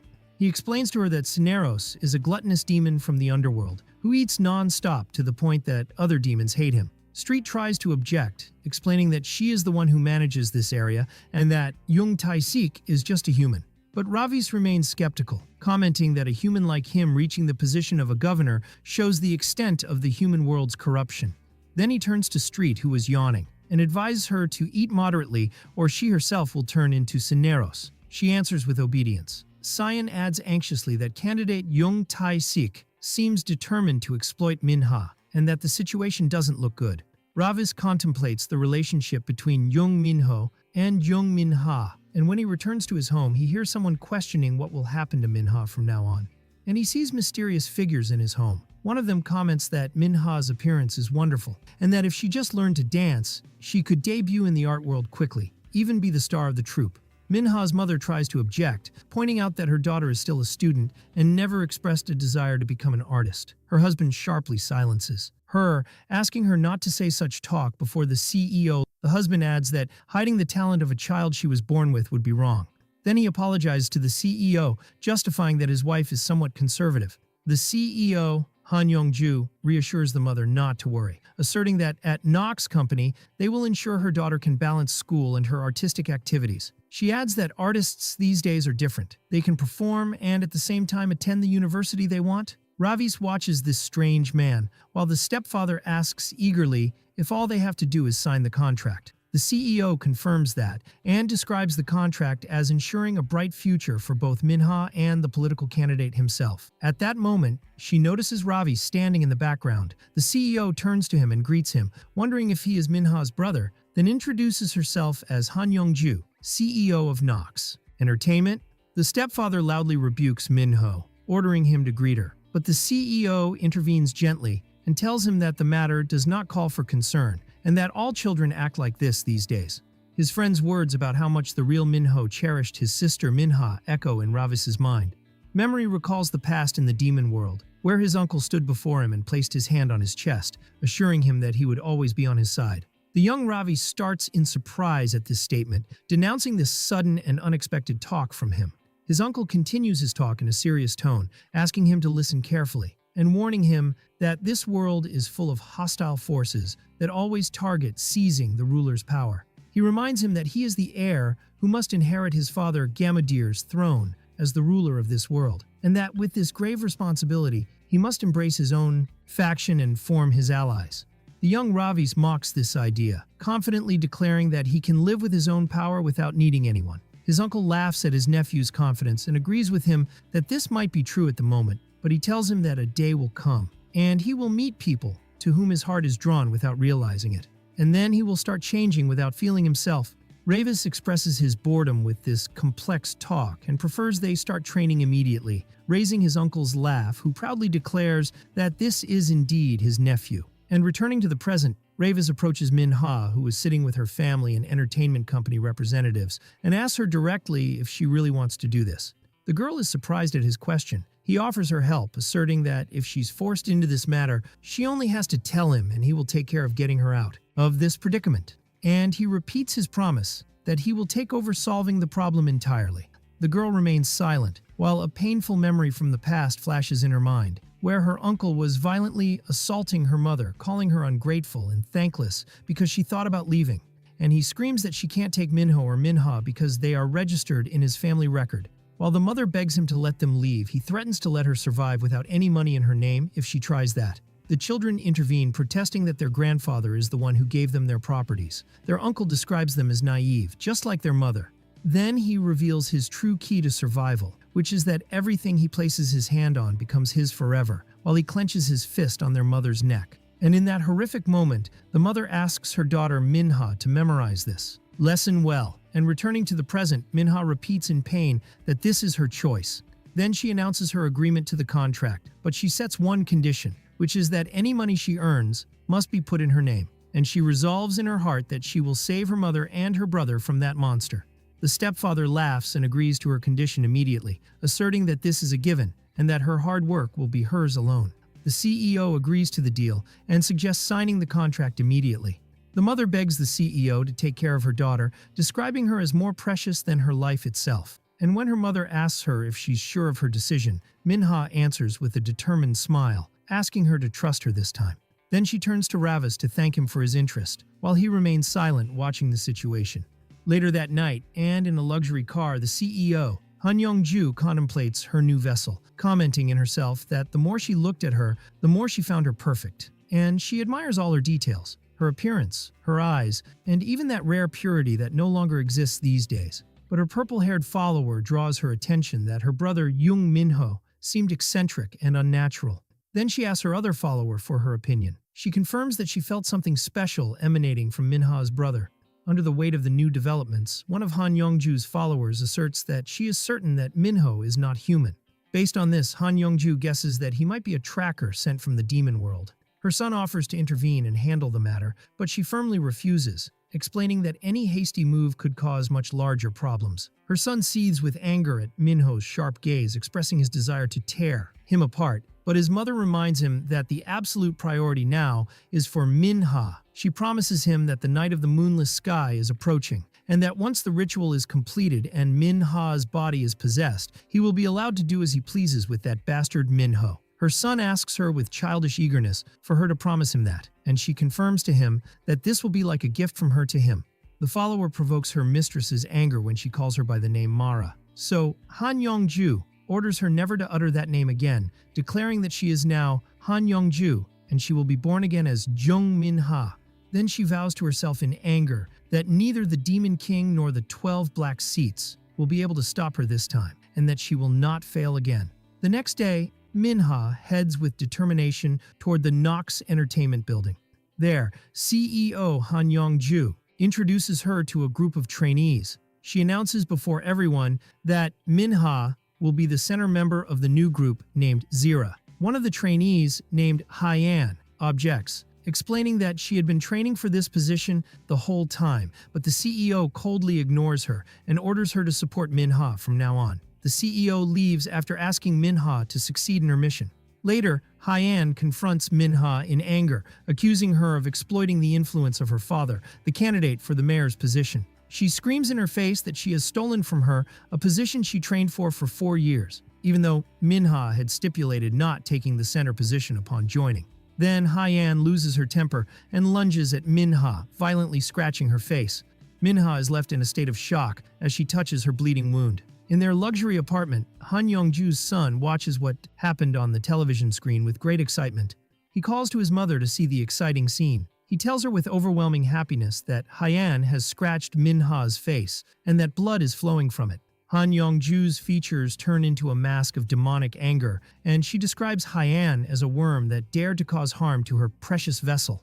Elsewhere, Lim Scion and Street discuss the news of Minha's debut, and Street wonders if she will be able to control the human world if she succeeds. Street brags that she knows everything because she lived in the human world for 200 years. Ravis explains that the matter does not concern him as long as this is what his sister wants, but he adds that the CEO and her children provoke his disgust. He noticed that they were not affected by his demonic gaze, which leads him to believe they might be demons hiding in the human world. Street confirms that demons who live long in the human world can hide their aura easily, and that caution is necessary. Then she warns Ravi against acting recklessly while in Minho's body. Scion adds that Minho's sharp gaze does not please anyone.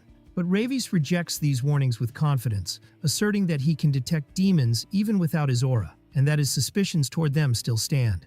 Lim Scion complains that he has not even been able to find the one called Barca, while annoyance appears clearly on Ravis. Ravis's annoyance reaches its peak, so he explodes in anger and threatens to send Scion to a training camp in the demon world and orders Street to drag him there immediately. Scion is struck with panic by this threat, while Street declares her loyalty enthusiastically. Ravis attributes the reason for his anger to his inability to use the demon bloodstone correctly, which makes him feel weak to the point that even dogs ignore him. Then Ravis asks his follower Street if she has reached a way to restore the stone's power, and she answers him in the affirmative, asserting that she found a way to restore his demonic power.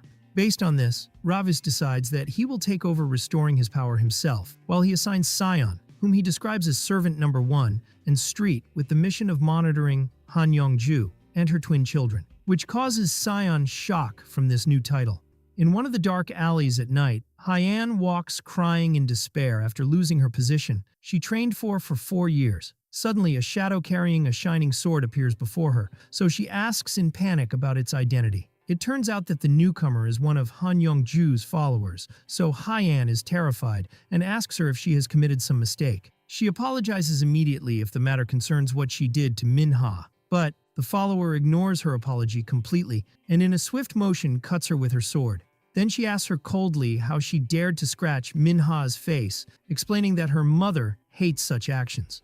Memory recalls horrific events from the past, where the real Han Yongju was returning to her home at night, and her husband receives her with love. However, a slimy and terrifying demonic being was lurking in the dark, following them to their home. The being takes a predatory, monstrous form. Later that night, Han Yongju suffers from a horrific nightmare. The being attacks the woman in her bed, expressing admiration for her. The woman wakes up terrified and asks about its identity. The demonic being brutally chokes her, vowing to crush all humans. While she breathes her last, the being tells her not to worry about her children, because it will raise them itself as it needs a child. The mother dies, thinking of her children in her final moments. Her body falls motionless on the bed. Then the possessed corpse stands up with a frightening demonic smile. Her husband wakes up to a strange sound and calls her anxiously. The possessed wife attacks and chokes him, mockingly questioning if he is truly her husband. Then she despises him, describing him as being from a lower class and that she cannot live with him. He asks her in terror about her identity, but she ignores him, then throws him from the apartment balcony while he screams the name Yongju in his final moments. After she gets rid of him, she stands while pregnant and triumphantly declares that this body belongs to her now. The scene moves to the delivery room, where the possessed woman screams from the intensity of the pain, and she explodes in anger in the face of the medical team, ordering them to get these filthy things out of her body, and vowing to kill them all. Then she lets out a final scream and curses the demoness named Ines. In the delivery room, a state of shock prevails, so one of the nurses wonders in confusion about what is happening. The newborn twins carried strange and troubling features, making her doubt the reality of what she sees before her. After some time has passed, the possessed mother stands in her messy apartment, complaining of her body's lethargy after birth, and looks in disgust at the fat she describes as hideous on her belly, while her 2 children crawl on the floor. The twins try to call her, but she faces their attempt with intense anger, accusing them of taking her magic power and demanding they return it. Then, in a fit of rage, she kicks one of them, expressing her indignation at their continued crawling. Then she reveals her true intentions, so she orders them to grow up quickly to become protectors for her until she finds a new vessel, capable of fully containing her vengeful soul. After years, people's talk spreads about Yongju. Despite their understanding of her shock after her husband's suicide, they see that her behavior and actions have exceeded the limits. They point out that she is no longer the Yongju they knew, wondering about the fate of her children. They add that she almost no longer resides in her home, and refuses to show her 2 children to anyone, even though they remember how happy she was when she finally conceived them after a long struggle. In the nightclub, she approaches a man who works in the media field and asks him if he knows any beautiful and handsome boys and girls by virtue of his work. She begins to use her demonic magic to seduce and control him, and addresses Ines in her heart, declaring that even in this human hell, there is an abundance of youth and beauty, and that she will make them all hers. Then she concludes her talk with a vow full of malice, promising that she will kill Ines with her hands one day. The scene moves to the investigation office, where Han Yong-ju plays the role of deep grief before the investigator, telling him while crying that Hyan was a talented and beloved girl and was destined to be the group's star. When the investigator asks her about any grudges or potential stalkers, she collapses pretending to be severely ill. So her son intervenes and asks the investigator to stop, justifying that his mother considered the victim as her daughter. Her daughter suggests to the investigator to meet the rest of the trainees first, so the investigator agrees and leaves with his assistant. After they leave, Han Yong-ju stops her acting, and her features change to intense anger before she starts vomiting violently. She vomits a slimy green liquid full of worm-like creatures, and explodes in a fit of rage, cursing the investigator who is searching the place thoroughly and questioning the usefulness of the money she pays to high officials. Her son tries to calm her, pointing out that those creatures have reached her head now. She screams in despair that her body is rotting and her patience has run out, and wonders angrily how that girl, Hyan, dared to cause a defect in her vessel. Her son reassures and embraces her, promising her that he will prepare young Minha's body for her soon, and asks her not to worry. But she looks at him with demonic eyes, and sternly orders him to hurry and start execution. Elsewhere, talk goes on about the attack Hyan was subjected to, so one of them describes the attacker as a crazy bastard, and the son agrees with him, expressing his shock at the presence of deviants who attack a girl in broad daylight.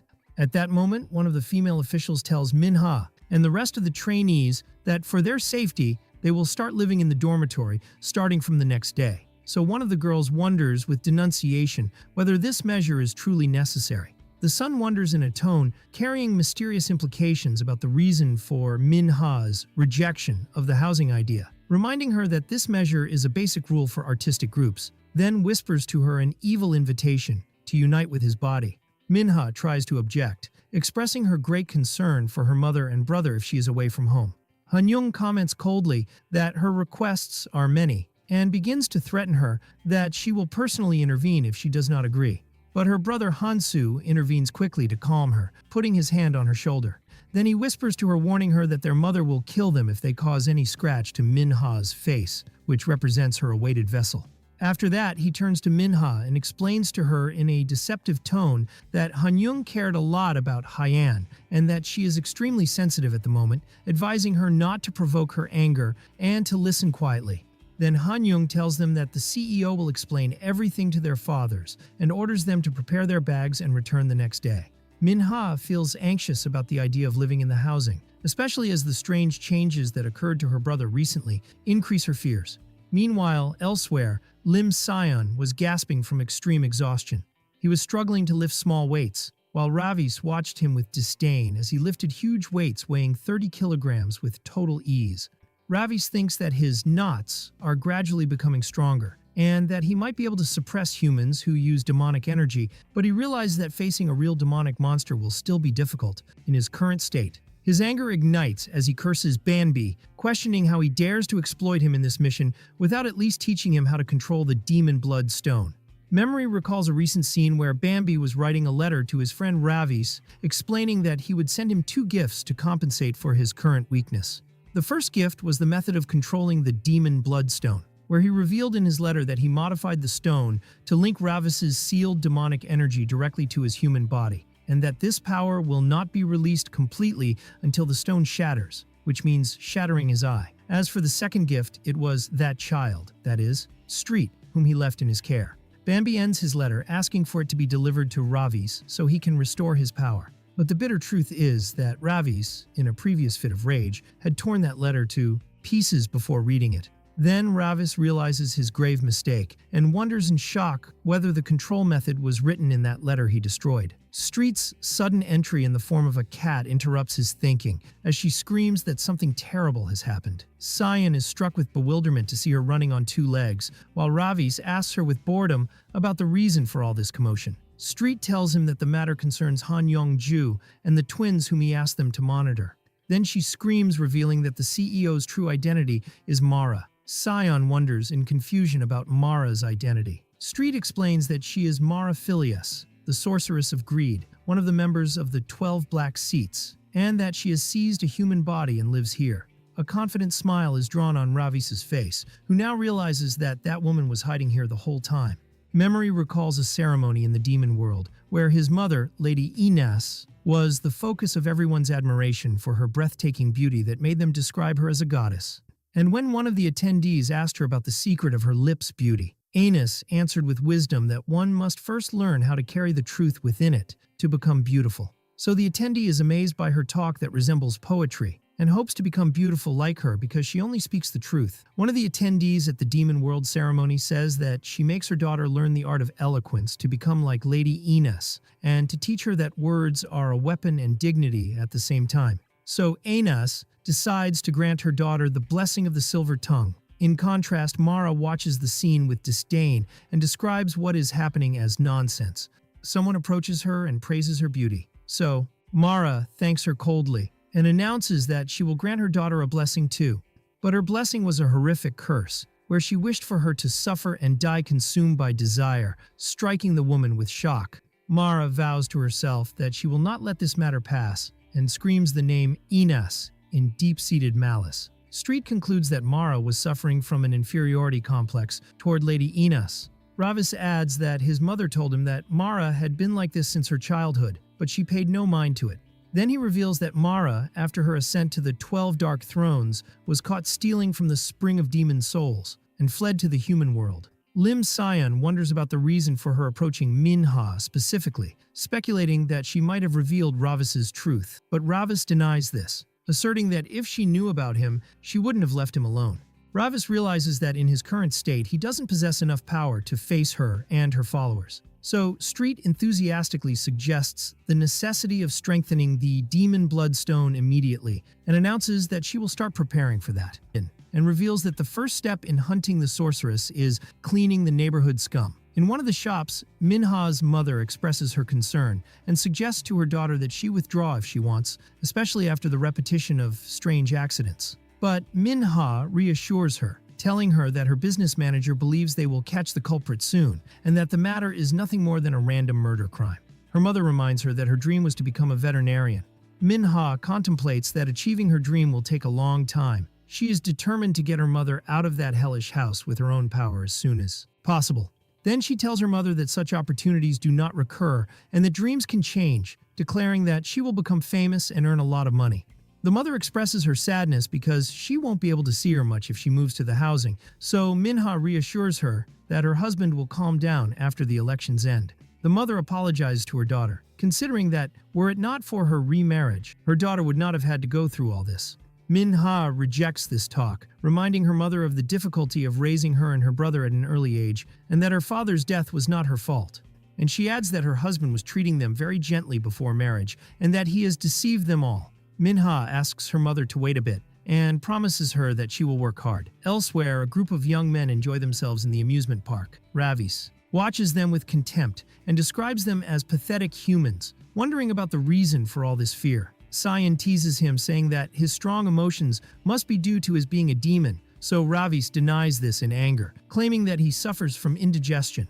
But he vows to himself that he will never ride that game again. While they were standing before the dark amusement park entrance topped by a demonic aura, silence enveloped the place, giving the scene a character of awe and anticipation. Ravis directed his question to Street, inquiring whether this was the intended place, and she confirmed that to him with enthusiasm and confidence, calling him by the title Lord Lavis. Then she began explaining the mission, clarifying that a demon who had been imprisoned in the human world had recently managed to escape monitoring, and that she had tracked him thanks to her sharp senses. Ravis asked her calmly about the name of that demon while Scion was trembling with fear beside him. Street revealed that the demon's name is Scream, and explained that his ability lies in converting human screams into demonic power. Based on this, she concluded that luring him using someone good at screaming would be the most effective plan. This suggestion provoked the anger of Scion, who started up protesting that he is a man who knows no fear and has never screamed in his life. So Ravis met him with a mocking look, commenting that he has finally become useful. And without wasting time, Ravis decided to enter and began dragging the terrified Scion behind him, who was begging him to wait. As for Street, she announced happily that she would guard the entrance and ask them to continue. Inside, darkness pervaded the place, decorated with terrifying decorations of spiderwebs and fake monsters. Ravis wondered about the reason for humans' fear of these decorations, while Scion was feeling the presence of a strange aura confirming that there was something real lurking for them. Ravis tried to calm his panicked companion, reminding him that they came here to hunt something, and demanded he stop exaggerating his reaction. Suddenly, a monster doll fell from the ceiling in a sudden movement, so Scion let out a loud cry from intense terror, while Ravis uttered a profanity from the shock of the surprise. But Scion faced him mockingly, pointing out that he had just screamed and cursed. Ravis tried to pretend to be calm, claiming that he was only acting the role of the panicked one to see the enemy's reaction. Then asked him mockingly if this was his first scream in his life, and Scion admitted that reluctantly. At that moment, Ravis realized that his plan was going as well, and that this is the fastest way to charge the demon bloodstone. For every time it reacts with evil in the human world, the stone's power is gradually released, and he knew that if he could absorb the evil of a demon stronger than the evil of humans, it would unleash greater power from the stone. The demon's scream emerged from the darkness, commenting on Scion's scream that it was as sweet and pure as crimson blood. Then he manifested in his full form, adding that his scream was as pure as a child's first scream, striking Scion with intense terror at his sight. The demon lunged toward them while screaming that his scream is delicious and demanded more screaming from him. Scion screamed, calling Minho, having certain that this is the demon they were looking for, while the monster's hand was approaching him. Ravis intervened at the last moment and grabbed the demon's hand, ordering the demon not to touch him because he is his servant. The demon was surprised by this intervention and realized immediately that the one standing before him is not human. Ravis's eyes glowed red and he smiled an evil smile, then addressed the demon by his name, challenging him and questioning what kind of scream he himself would let out. Ravis attacked the demon with a strong blow, but Scream managed to block it, laughing at the idea that someone like him might manage to harm him, while Scion screamed anxiously, calling Minho. The demon ignored Ravis and focused on Scion, who was screaming from fear, drawing power from his screams. Ravis stood up while leaning on his knee and noticed that only his left hand is what he can use in fighting currently. Scream directed an energy attack toward Ravis. The attack knocked Ravis to the ground, so Scion screamed, warning him of the coming danger. The demon drew more power from Scion's new scream and urged him to scream more to survive with his life. Ravis screamed in Scion's face from the ground, ordering him to be silent, and clarifying that his scream does nothing but make the demon stronger. So Scion hurried in, covering his mouth, apologizing in fear. The demon's scream mocked Scion's looks filled with terror, and suggested sadistically that he make earrings from Ravis's eyes to wear. Then he struck the ground with his massive fist, but Ravis managed to dodge the blow at the last moment. Ravis stood up, and his left hand glowed with a pink demonic aura and challenged the demon mockingly, and questioning who he thinks is truly terrified. Ravis set off in a counterattack, but the demon continued his mockery of his short arms, and described his attempts as gentle and lovable, while he easily dodged his punches. Ravis realized bitterly that his physical capabilities in this human body are extremely limited, and that he cannot face a demon of this level. Scream exploited this weakness and grabbed him violently, while Scion was watching in terror while covering his mouth, and calling the name Minho. While Ravis was pinned in the demon's hand, Scream manifested a glowing green sword from the energy of Scion's screams, and threatened Ravis that he would enjoy hearing his scream when he plucks out his eyes with his sword. Ravis seethed with anger from the insult of this lowly demon, and swore to himself that he would never scream. The demon challenged his determination and approached with the sword toward his face. And at the moment the sword's blade touched his eye, the sword plunged into his eye. So Scion let out a cry of despair and terror.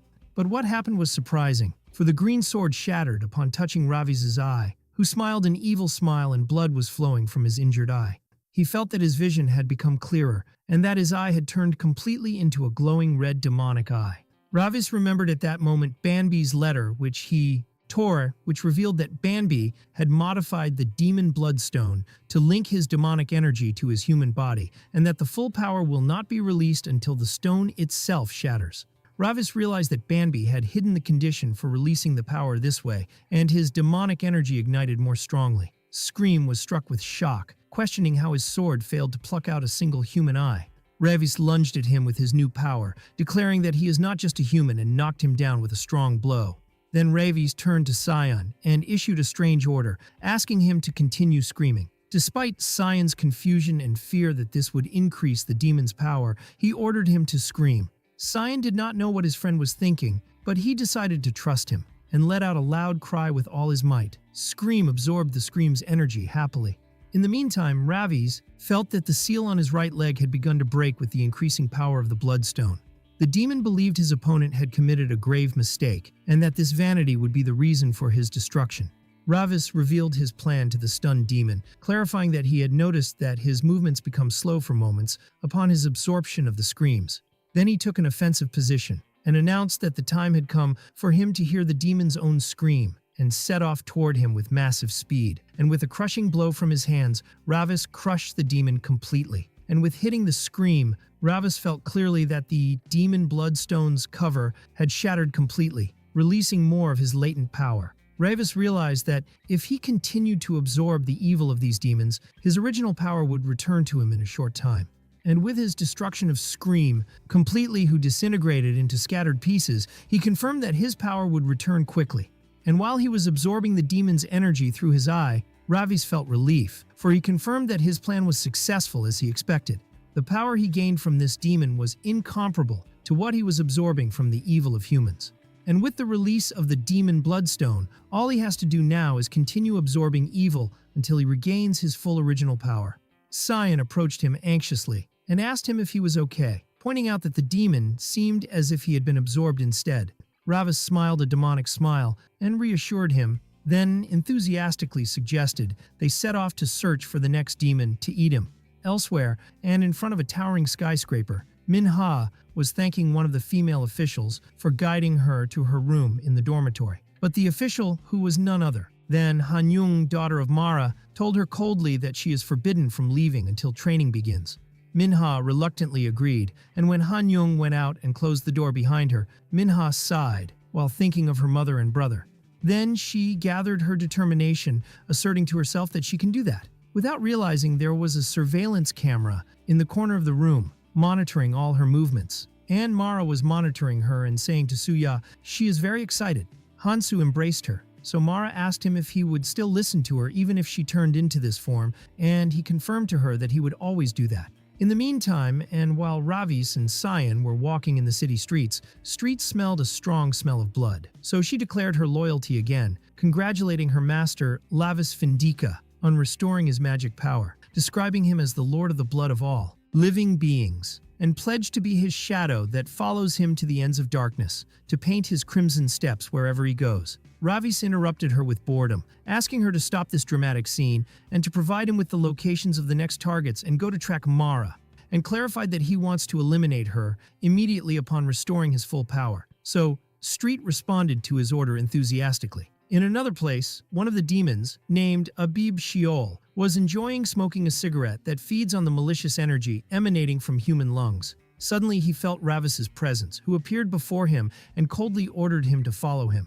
which raised the demon's confusion and shock. The demon released a puff of his poisonous smoke in Ravis's face after he finished him, who began coughing from the intensity of the foul and disgusting smell. Then Ravis moved to his next target, who is another demon named Askra, was absorbing the vitality of drunken humans in one of the back alleys. Ravis commented in disgust that this demon's smell is foul too, and his companion wondered in confusion about the reason for the existence of this large number of Majin demons in the human world, and why they are forced to feed on humans to survive. Ravis clarified to him that demons that escape to the human world lose their magic power upon crossing the barrier, so they are forced to search for a substitute to survive, otherwise they will vanish. The terrified Scion realized that stories of demonic possession are not just myths. Ravis felt that he had gathered enough mana and decided to test his new power. A strong pink aura emerged from his hands, striking Scion with bewilderment. Ravis summoned his legendary sword, Damrakal, in its incomplete form, announcing that he has finally restored it. Scion asked him anxiously if it's dangerous to send Street alone. Ravis reassured him, clarifying that her energy is so small that it's the size of rat droppings and that no one will notice her presence. While performing her spying mission in the form of a bat, Street was complaining of intense hunger, grumbling that she would die of hunger at this rate. Suddenly, she caught sight of something strange crawling on the ground and set off toward it like lightning. She managed to catch it, but was surprised when she saw what she caught. It was a disgusting worm writhing between her claws. She immediately realized that this worm is saturated with Mara's magic, and she felt the necessity of informing her master Ravis of this dangerous discovery immediately, so she set off back at top speed. In the meantime, and in the company parking lot, Hansu was bragging before his mother that he had made Minha lose her consciousness, asking her for praise. Mara, in her human form, smiled a demonic laugh and ordered him quickly. Hansu pulled Minha's unconscious body from the car while Mara was urging him to hurry. Street returned to Ravis, trying to tell him what happened, with the worm still in her mouth, so her talk was unintelligible. Street spat the worm before Ravis, who was disgusted by its foul smell, and told him to look at what she found. She showed Ravis the worm and confirmed to him that it is indeed one of Mara's parasites, and concluded that Mara had lost her form upon crossing the barrier and seized a human body, and added Ravis that the appearance of these parasites means that Mara is in need of a new body because her demonic soul cannot stay long in a human vessel. Scion was struck by shock and realized that the representation offer that was provided to Minha was nothing but a trick to target her body. Ravis confirmed his suspicions, clarifying that Mara was always obsessed with youth and beauty. Then he expressed his anger that that old woman, who is older than his mother, is acting insanely instead of acting as befits her age. This statement provoked Sion's curiosity, so he asked about Ravis's mother's age, and he answered him that her age in human years is about 6,375 years, which increased Sion's shock, who asked Ravis about his own age. Ravis tried to remember his exact age and recalled an old memory when his uncle showed him the human world as a small child. In that memory, humans were building the pyramids, so his uncle Varkan laughed proudly, claiming that humans are building this temple for him, and bragged that his body cannot be coveted by a lowly demonic god like him. But Banbi intervened to correct the information for him, clarifying that these humans do not worship him, but worship Ra from the celestial world. Varkan exploded in anger, questioning how they can worship someone he defeated, so Bambi answered him that he does not know the reason. But Varkan insisted that he has won, and that the temple is his, and exploded in a hysterical laugh. Returning to the present, Scion commented that the pyramids were built 4,000 years ago, and that Ravis is older than he imagined. Street interrupted him in a state of panic, warning her master Ravis that his sister might be devoured by Mara. This words echoed in Ravis's mind as he thought about Minha's fate. In a dark night, Mara remembered the night of her birth. The sky on that night revealed nothing. Hanyong asked her mother if this was the right place, and Mara confirmed to her that this place is the meeting point of the demon world and the human world, and the crack hidden from the eyes of the celestial world. Suddenly, a mysterious person appeared before them, so Mara wondered about his identity. Another demon appeared from the darkness and asked them coldly about their identity. Mara revealed her true identity, declaring that she is Mara Filiax and that this crack is hers, which struck the other demon, who is called Power Hilt, with shock. The demon Power Hilt mocked Mara, describing her as the fugitive, who was in the past a member of the Black Thrones, but she is now unable to use magic, then announced that this place is his and ordered her to leave. Suya wondered about the nature of these strange things while he was carrying Minha's body, so the demon warned him to be careful of stepping on his flowers. Mara admitted her current weakness, clarifying that just maintaining a human body is extremely exhausting. But she revealed that she had prepared for this situation and pointed to her two sons who would protect her. The demon mocked the idea of a hybrid between humans and demons and described the parents' appearance as ridiculous instead of protecting their children. Mara paid no mind to his talk, considering that since she had allowed them to be born, they must perform their duty as sons, then ordered him to take his weeds and leave. The demon seethed with anger from the description of his sacred flowers as weeds, and exploded in a fit of rage, questioning why no one recognizes them. But Hansu intervened and directed a strong kick at him, questioning his problem. Mara smiled a smile of satisfaction and praised her son's act. In a memory from the past, Mara remembered when she forced her children to drink from the spring of her demonic soul, as she lamented over her stolen spring of her demonic soul, questioning if they realized how difficult it was to steal it. Mara was forcing her two crying children to swallow it. This liquid was the spring of the demonic soul. It is a spring located in the deepest valleys of the demon world, and it is said to be full of the tears of the god who created the world, and it is the source of all magic power. And this holy water was the only thing that could satisfy her greed. Mara held a deep grudge against the demon king Gamadir Bendika, accusing him of monopolizing the spring he does not own. Returning to the memory, she told her two children to drink this liquid and protect her, considering the matter a waste but inevitable. and her final goal was to find Sir Kale, hiding in the human world. Elsewhere, Street was following Mara's trace with difficulty, and her foul smell had approached. Finally, she reached an abandoned building, confirming that this is the place for sure. Ravis and Scion caught up with her, who were surprised by the existence of a building in such a place. Street complained that her nose had become useless, while Scion was begging Minho to save Minha, no matter what it cost. Ravis agreed to move forward, but Scion objected, considering that he would be a burden if he went with them. Ravis replied to him coldly, asserting that he would be a good shield, which struck Scion with shock. Street encouraged him enthusiastically, asking her master Lavis to defeat Mara. Ravis ordered her to enter with them too, clarifying that they need larger numbers, and Street was surprised by this matter. She began to tremble with fear, and wished she had remained under the command of her master Banbi, questioning the usefulness of wealth and glory.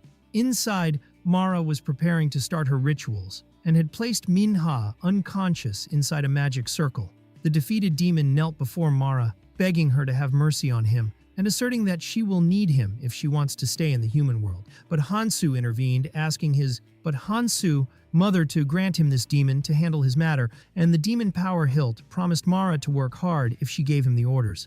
Ravis casts a look of disdain at his opponents, commenting that likes gather together. He continues describing the group before him. Among them is a drug addict who betrayed his family, a fugitive driven out by greed, and a hybrid twin, asserting that these four suit each other perfectly.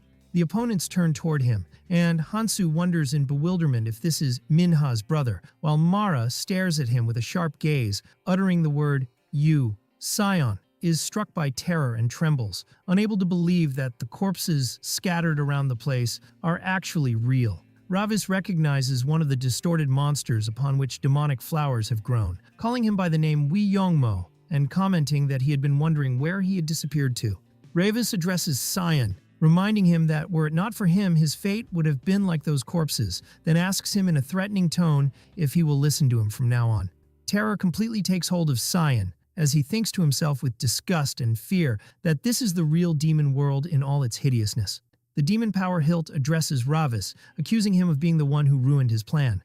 Meanwhile, Hansu confirms to his mother Mara that his suspicions were correct, and that this boy is not just a human, asking her if she knows his identity. Street screams loudly, revealing to everyone her master's true identity, that he is Lord Ravis Bendika, who exterminated Power's family and fell into the human world. Mara is shocked by the scale of the surprise and explodes in anger, realizing that this is the only son of the Demon King and the son of her archenemy, Enos. Anger takes hold of the demon power Hilt as well, as he screams the name Ravis Bendika, remembering that he is the butcher who wiped out his entire family. Suddenly, Power realizes that this is his opportunity, for his opponent now is not the king of massacre, Ravis, but merely a prisoner trapped in a weak human body. He is overcome by the idea of revenge, realizing that he can avenge his family himself. Mara screams in malice, cursing Enos, who even dared to send her son to the human world to interfere in her affairs. Ravis assesses the situation, realizing that with his current strength, it is impossible to face the three of them at once, especially since that bastard Power might stab him in the back at any moment. Ravis decides to postpone the confrontation with Power, coldly ordering him to leave the place. But Power angrily refuses, vowing that he will kill Ravis with his own hands, and questioning if he still thinks himself the powerful Ravis from the demon world. Ravis' patience runs out, so he screams angrily with his eye glowing red, ordering him to leave if he doesn't want to die in this place. Then, with an arrogant smile, Ravis issues a thunderous declaration, ordering Power to tell all the demons in the human world that he, Ravis, has descended as the Lord of Blood, and that they must remain quiet until his return if they do not want to be hunted and killed. Power is struck with bewilderment, unable to believe that Ravis can use magic while in a human body, and wonders in terror how this could be possible. Suddenly, Power starts running quickly while cursing him and jumps out of the building. Then Ravis turns to Mara coldly, calling her an old woman and telling her that if she wants to be young, she must endure the pain that grinds bone and flesh, not steal others' bodies so easily. Mara seethes with anger at this insult and screams in his face, denouncing how he dares to address someone older than him in this way. Mara begins to cough violently as blood flies from her mouth, so her son Hansu asks her not to overuse her power. Mara stops coughing and tells him that the matter has piqued her curiosity now. With a demonic smile, she wonders what kind of face Anas will draw on her features if her children tear apart the child she cherishes so much. Ravis replies with a similar smile, declaring that he too feels curious to know her facial expressions when the children of the woman she envied all her life die. Mara issues her order to her children, Hansu and Hanyung, wondering which of them will bring her the tongue of that insolent bastard first. Hansu steps forward enthusiastically, assuring his mother that he is the one who will do it, and summons his demonic weapon, asking her to wait just a little while. Hanyung prepares for the confrontation, holding her two swords surrounded by a purple aura, her looks indicating a firm determination. Hansu screams at his twin sister Hanyung, ordering her to stay out of his way, and confidently asserting that his weapon, binaural, is enough on its own to silence that bastard. It turns out that this discord between the two siblings is not born of the moment, for in their previous battles, they were always hindering each other. The argument between them intensifies, as Hansu screams that his sister is obstructing his path. So Hanyung replies coldly, asking him to shut up and be content with protecting her back. Ravis observes this disagreement and immediately realizes that their teamwork is completely non-existent, so he decides to exploit this weakness in his favor. He moves skillfully between them and mocks them, saying that it seems they will tear each other apart before they can kill him. As the battle continues, Hansu screams in anger because his sister's attacks almost hit him. Ravis analyzes their personalities, finding that Hansu is overly confident while Hanyung is overcome by pessimism, which is a perfect mix to sow discord between them. The violent battle continues, as Ravis blocks their successive attacks with superior skill. The intensity of the disagreement between the twins increases, as Hansu's spiked ball almost hits his sister again, provoking Hanyung's ire as she barely avoids her brother's reckless strikes. Ravis does not stop analyzing the strength of his two hybrid opponents, wondering in amazement what Mara did to them to reach this level of power. The conflict between the twins turns into an explicit competition as Hansu mocks his injured sister and vows that he will be the first to cut Ravis's tongue. Hanyung replies with a similar taunt, wondering if she will be the one to have the honor of cutting his neck. Although Ravis managed to dodge one of the attacks in a fraction of a second, much to Hanyung's surprise, Hansu continues his mockery, asserting that Ravis must die by his hands. Their weapons interlock in a violent fight as Ravis is forced to block their double attacks. A lethal look appears on Hanyung's face as she whispers words of death, continuing her attack relentlessly. Realizing he does not have enough energy to face them together, Ravis decides to resort to a childish trick, so he screams provocatively, questioning if their older sister is very strong. The provocation succeeds brilliantly as Hansu explodes in a fit of raging anger, screaming that he was born 18 minutes before his sister. Hansu completely loses his mind and lunges in a blind attack toward Ravis, who is surprised by how effective his simple words were. His sister Hanyung rebukes him, describing him as a stupid fool who might fall into the range of close combat, but he ignores her and screams that he will bring Ravis's body to their mother first. Ravis observes Hansu's attacks, which have become more violent and reckless, and realizes with a confident smile that his opponent has now entered his range of control. Elsewhere, Street was facing Mara directly, expressing her deep disappointment in the sorceress she once respected, and how she allowed her greed to turn her into this hideous creature. Mara seethes with anger at this insult and screams in Street's face, describing her as a vulgar and lowly monster. Street receives a painful blow, but she screams calling Scion, declaring that the time has come, while he was heading toward the magic circle. Scion was letting out a cry of pain as he tried to reach Minha, sometimes feeling intense heat and other times a lethal cold. As he groans in pain, he looks at the unconscious Minha, begging her to open her eyes. Street continues her violent fight with Mara and vows that she will hold out no matter what, and urges Scion to hurry to save Minha. But Scion lets out a thunderous cry of pain and looks at his trembling hands covered in blood. Feelings of despair and helplessness fill him, and he realizes with regret that he is just a human and that there is nothing he can do to save her. An image of his friends flashes in Scion's mind, and despite the despair that controls him, a sudden determination ignites within him. He screams that he cannot give up and vows that he will save Minha. Releasing a powerful punch, his fist hits the magic barrier, at which time Mara pushes Street to the ground as she lets out a cry of pain. Mara mocks her, wondering if she should stop playing the role of the clumsy monster. Street realizes the strength of her opponent, which is still massive despite her rotting body, and wonders if this is the power of the 12 Dark Thrones. Mara continues her mockery and lunges at Street with a violent attack. Street falls wounded and pinned to the wall by several lethal stabs as she groans from the intensity of the pain. Then Mara turns her attention to Scion, ordering him to watch carefully the fate of the one she described as scum. Street screams in panic and begs Scion to run to save his life. In a moment, Scion is struck and thrown to the ground, where a slimy and demonic substance wraps around him, completely paralyzing his movement. Mara smiles an evil smile and tells him that she will use him as nourishment for her and orders him to wait. Scion groans in pain, realizing that his body has become unable to move. After realizing she had wasted too much time, Mara begins her final rituals. With thunderous words, Mara swears on the soul-cutting blade, renounces her mortal body, and summons the flame of greed to open a path for her that overturns the balances of life itself. The covenant is completed, and Minha's eyes glow with a purple light, announcing the completion of her covenant. Ravis feels the massive magic power emanating from the ritual and realizes what is happening as his sword, Damrakal, glows with a red flame. And in the midst of his violent battle with the twins, Ravis finds himself forced to block their double attacks. Han-young lunges toward him, screaming that she is the one who will have the honor of eliminating him first. But suddenly, magical threads appear that completely bind her brother. Hansu is thrown to the ground, bound and gagged, unable to move. Beltia appears from nowhere and rebukes the bound Hansu for daring to bully the one she described as their older brother, Ravis.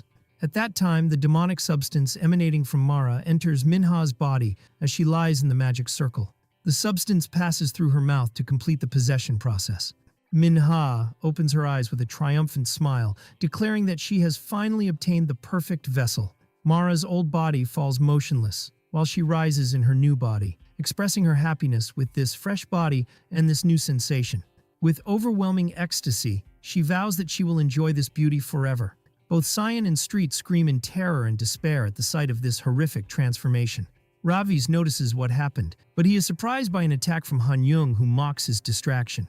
Ravis realizes with anger that it is too late to save her. From the shadows, Beltia watches him and flirts with his new appearance, calling him brother. While Ravis was trying to avoid the dangerous attacks, Beltia tries to gather her courage and rebukes herself for hesitating, reminding herself that her brother is in imminent danger. But she retreats at the last moment, realizing that if she steps forward, now Ravis will inevitably see her.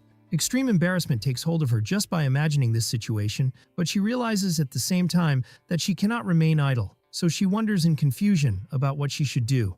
Hansu remains bound and gagged, unable to move. Han-young turns in confusion, wondering who managed to knock down her brother, so Ravis exploits this decisive moment to lunge at her. Han-young is surprised as she receives a powerful blow from Ravis.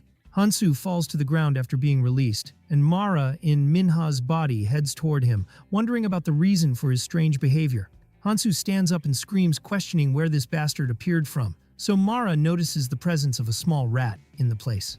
Hansu asks her eagerly if she has succeeded in possessing the body, so Mara presents herself with a new and playful appearance, wondering if she is beautiful, and Hansu confirms to her that she looks completely different. Scion watches the scene in despair, realizing that Mara has possessed Minha's body already and wonders if everything is over. But Street screams, calling her master Ravis, and tells him that there is still a chance and that Minha's soul has not completely disappeared yet. Ravis wonders in confusion, so Street explains to him that this is the night of the moonless sky, a night when the boundaries between the human and demon worlds disappear, and when souls and contracts are at their weakest states. She confirms that Mara's ritual will not be completed until this night ends, which means that Minha's soul must still be remaining.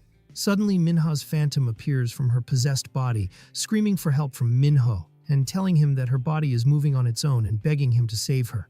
Ravis realizes that this is indeed Minha's soul, but Mara laughs mockingly, enjoying this tragic situation. She continues her mockery, wondering if her voice does not sound exactly like Minha's voice. Ravi seethes with anger at this mockery and wonders how she dares to make fun of him. Mara declares that she is tired of this situation and orders her 2 children to kill everyone now. Hansu lunges enthusiastically, vowing to find that rat and kill it too. Ravis boils with anger and insult, unable to believe that he has been subjected to all this humiliation at the hands of mere lowly hybrids. Meanwhile, Mara moved towards Street, wondering if she had waited long, and declaring that the time had come to devour her and gain some strength. Mara looks at Street and Scion, and wonders who she will devour first. Suddenly, a mysterious purple ball rolls on the ground and stops in front of Mara, who wonders in confusion about this thing. Then a small demonic creature with glowing red eyes comes out of the ball. The ball explodes in Mara's face, who screams questioning about this thing, and the reason for this foul smell. Beltia enters and frees Street quickly. Street recognizes her immediately, while Beltia orders her to use that thing. Beltia heads towards Scion and orders him to use this weapon to help their master, so Scion screams from terror. Scion falls to the ground, while Street recognizes the weapon Beltia gave her and wonders how she got it. Scion grabs the weapon, which is a strange-looking pistol, and wonders in confusion about what it is and the reason it was given to him. As Scion holds the mysterious pistol, a massive purple energy emanates from it, sweeping through his entire body. Scion lets out a cry of pain as he feels a strange sensation taking over his head and his heart beating madly under the influence of that mysterious power. His eyes glow with a terrifying purple flare, and he feels dizzy and has difficulty breathing as the intensity of the energy increases. Mara looks at him with disdain, her arm having turned into a demonic weapon, asking him mockingly where he got this scrap from and about the trick he is trying to execute. Meanwhile, Street launches a violent attack on Mara. Mara blocks her attack easily and scoffs at her new weapon, which she describes as a toy, wondering if she thinks something like this will change the result of the battle. So Street replies to her defiantly that experience is what will prove that. Mara screams confidently that the result is clear, despising Street and describing her as just an outcast and low-grade demonic monster. But Street replies to her angrily, asserting that this talk is unbecoming of one who gave up everything for her greed. Mara realizes that this weapon is not just a simple toy as she first thought, but she does not care about that and declares that it does not matter. As long as she can devour everything, then releases a violent attack of demonic tentacles towards Street. Street finds herself in a predicament, as the tentacles increase in thickness and strength, and she realizes helplessly that she is no longer able to cut them. Street concludes anxiously that Mara has begun to adapt to Minha's new body, and that every minute that passes increases the difficulty of the situation and puts them in a weaker position. Mara describes Street as a fresh and vital demonic monster and wonders sadistically about what the taste will be like. Street notices with shock that there is an umbilical cord linking Mara's new body to the original body of Han Yongju, and she immediately realizes that Minha's body is still an ordinary human body in the end, and this means she cannot absorb all of Mara's power all at once. Street tries to cut that umbilical cord connected to the corpse of Yongju, realizing that if she can break the magic circle protecting the original body, she may be able to stop the ritual. On the other side, Scion's breathing begins to stabilize after the first shock of the power that swept through his body. He looks at the pistol in his hand and wonders in confusion about what he is supposed to do with this mysterious weapon. Suddenly, he clearly sees that Mara's tentacles are directly connected to Yongju's corpse, protected inside the magic circle. And then, the truth becomes clear to him. The process of transferring Mara's soul to Minha's body is not yet complete, and he understands that the magic circle was only a means of protecting the original body until the transfer process is fully completed. A flame of hope ignites within him, and he realizes that there is still a chance to save the situation if he can get rid of that magic circle. Scion suddenly discovers that he has become able to see the geometric structure of the magic circle with total clarity, and he realizes that geometry is nothing but shapes that can be converted into mathematical formulas, and that the magic circle in its essence is nothing but a structure calculated in numbers. He understands that this circle is what maintains the connection between the corpse of Yongju and Minha, and that he must solve its complex mathematical formula to find its weak point. Scion begins to analyze the formula, discovering that its center is a cubic polynomial, and that the flow of demonic energy follows an S-shaped curve, and concludes that the core of the seal lies in the maximum value of that curve, so he decides he will differentiate the equation to find it. Street notices what he is doing and wonders in bewilderment if her master Scion is solving the magic circle formula. She concludes that the weapon Beltia gave him is what granted him this amazing ability to interpret magic. This scene provokes Mara's anger, and she lunges at her screaming as she describes her as a small rat. While Scion analyzes the magic circle formula, Street grinds her teeth as she blocks Mara's violent attack, realizing she must buy as much time as possible to disrupt her. Scion immerses himself completely in analyzing the magic circle, converting its complex structure into mathematical matrices, only to discover that the main mana vector represents a symmetric matrix. An overwhelming confidence takes hold of him as he realizes that if he can find the eigenvalue of this matrix, he will find the only weak point in the seal, so his teeth grind with determination as he is about to achieve his discovery. With a smile filled with madness and triumph, mathematical equations flash in his glowing eyes, declaring that he has finally found it, and that the critical point of the circle has been revealed. Scion does not waste a moment, raising the mysterious pistol and directing it directly toward the magic circle. Then he fires from the pistol a massive beam of purple energy, screaming that its destruction is its inevitable fate. The destructive beam pierces the heart of the magic circle, causing a massive light explosion that shakes the corners of the place. Mara is thrown backward forcefully from the intensity of the explosion and screams in a state of shock and disbelief, wondering how he managed to do that to her magic circle. Scion lets out a triumphant, hysterical laugh, asserting that his calculations were correct and that his formula has been proven. But his body cannot withstand this superhuman effort, and he collapses on the ground unconscious, whispering in his final moments that the magic circle has indeed collapsed, according to his formula. Mara seethes with anger, realizing that her body has not transferred completely yet, and curses these primitives who dared to ruin her. Ritual. Street seizes this opportunity, declaring that Scion has played his role brilliantly and that the rest is up to her now. She sets off quickly toward the original corpse of Yong Mo, and Mara screams in panic, wondering what she is trying to do. Mara lunges to stop her, so Street unleashes a brutal attack and cuts the umbilical cords linking the two bodies. Mara lets out a cry of pain and anger, screaming and wondering where she thinks she is hitting. Then she directs a powerful retaliatory blow that throws Street to the ground.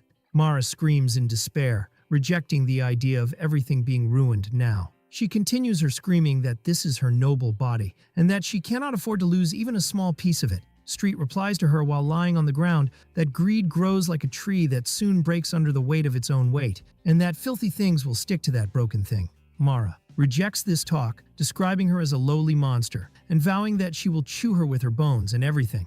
But Street continues her talk calmly, and tells her that those things and her greed will burn together and disappear. Suddenly, Ravis appears in the scene with a dark aura, carrying the bodies of the defeated twins, and Street calls him by his name. Bewilderment takes hold of Mara upon seeing him. Hansu apologizes to his mother, explaining that this bastard suddenly became much stronger after Mara saw that red smoke. Mara looks in shock, unable to believe what she hears, and wonders if that smoke was the catalyst, so she recalls back to when Beltia intervened in the fight. Beltia remembers how she exploited the opportunity of Ravis's imprisonment in the demon world to draw a sample of his blood, and how it was worth the trouble.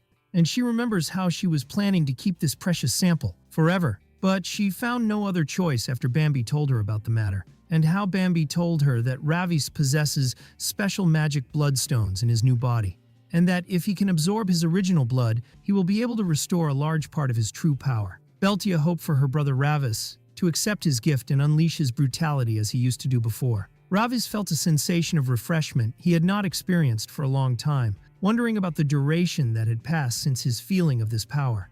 This new power provoked Mara's anger, so she screamed in her two children's faces, describing them as useless, and denouncing their inability to face one man.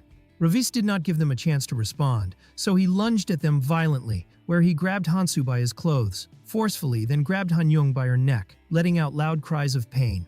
But they used their maximum power to free themselves from him, and despite their defeat, Hansu announced with mocking thanks to his mother that he would truly kill Ravis this time, while Hanyung screamed as she raised her weapon to die. From afar, Mara continued her screaming, wondering how Ravis Bendika, prince of the demon world, could risk his life for just a human girl. She added mockingly that Minha is not even his real sister, but Ravis smiled calmly, revealing a much stranger reason, which is the cake. Ravis completed his sentence that the cake was delicious, striking Mara with total bewilderment. He explained that the cake his sister fed him did not taste of the human world, but was a unique celestial taste. This logic provoked Hansu's anger, who screamed, questioning how a demon can talk about the celestial world. Ravis directed a mocking question to them both as to whether they had ever fed each other cake before. Hanyung exploded in anger and screamed that she would prefer to throw it in her brother's face, asserting the nature of their toxic relationship.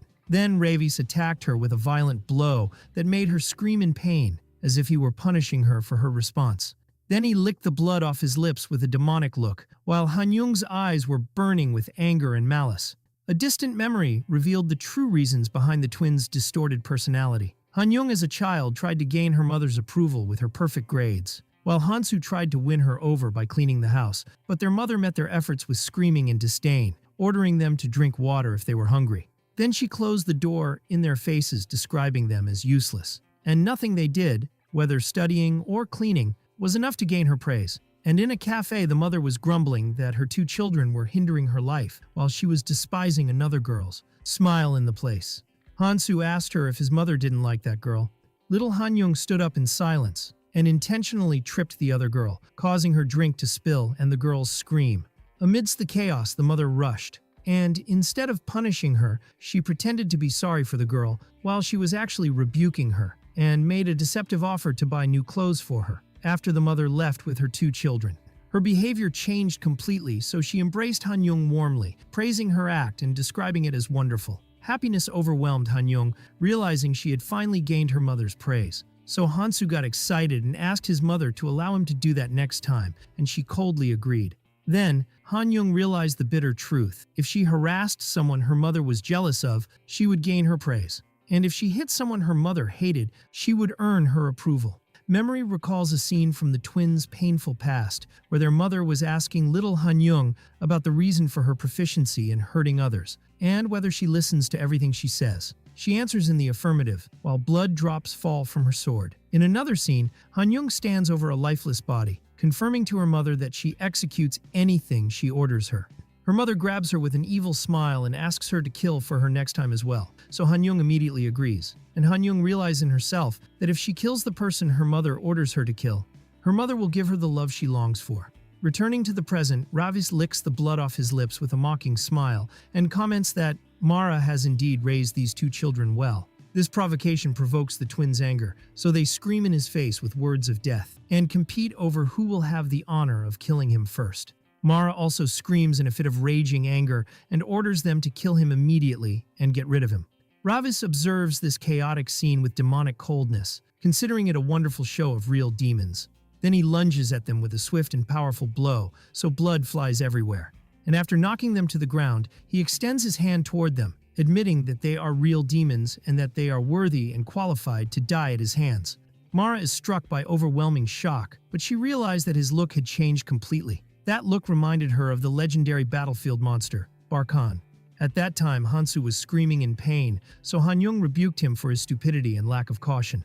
Ravis mocks her, questioning if she's worried about him because he's her brother. Hansu explodes in anger and throws the blame on his sister, describing her as scum who didn't perform her duty. Han-young seethes with anger at this insult, and the disagreement between them escalates, so Hansu threatens her that he will kill her first if she doesn't kill Ravis immediately.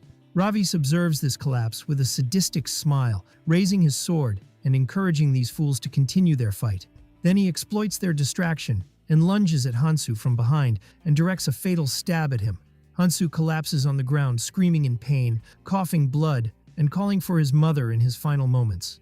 But Mara screams at him in anger, describing him as a useless bastard until the end, and orders Han-young to leave him and continue the fight. Han-young coldly agrees, while her brother begs her not to abandon him. Mara completely ignores him and lunges at Ravis, screaming at him to die and stop his futile resistance. Ravis realizes he has finished one of them, but Mara's body is about to complete.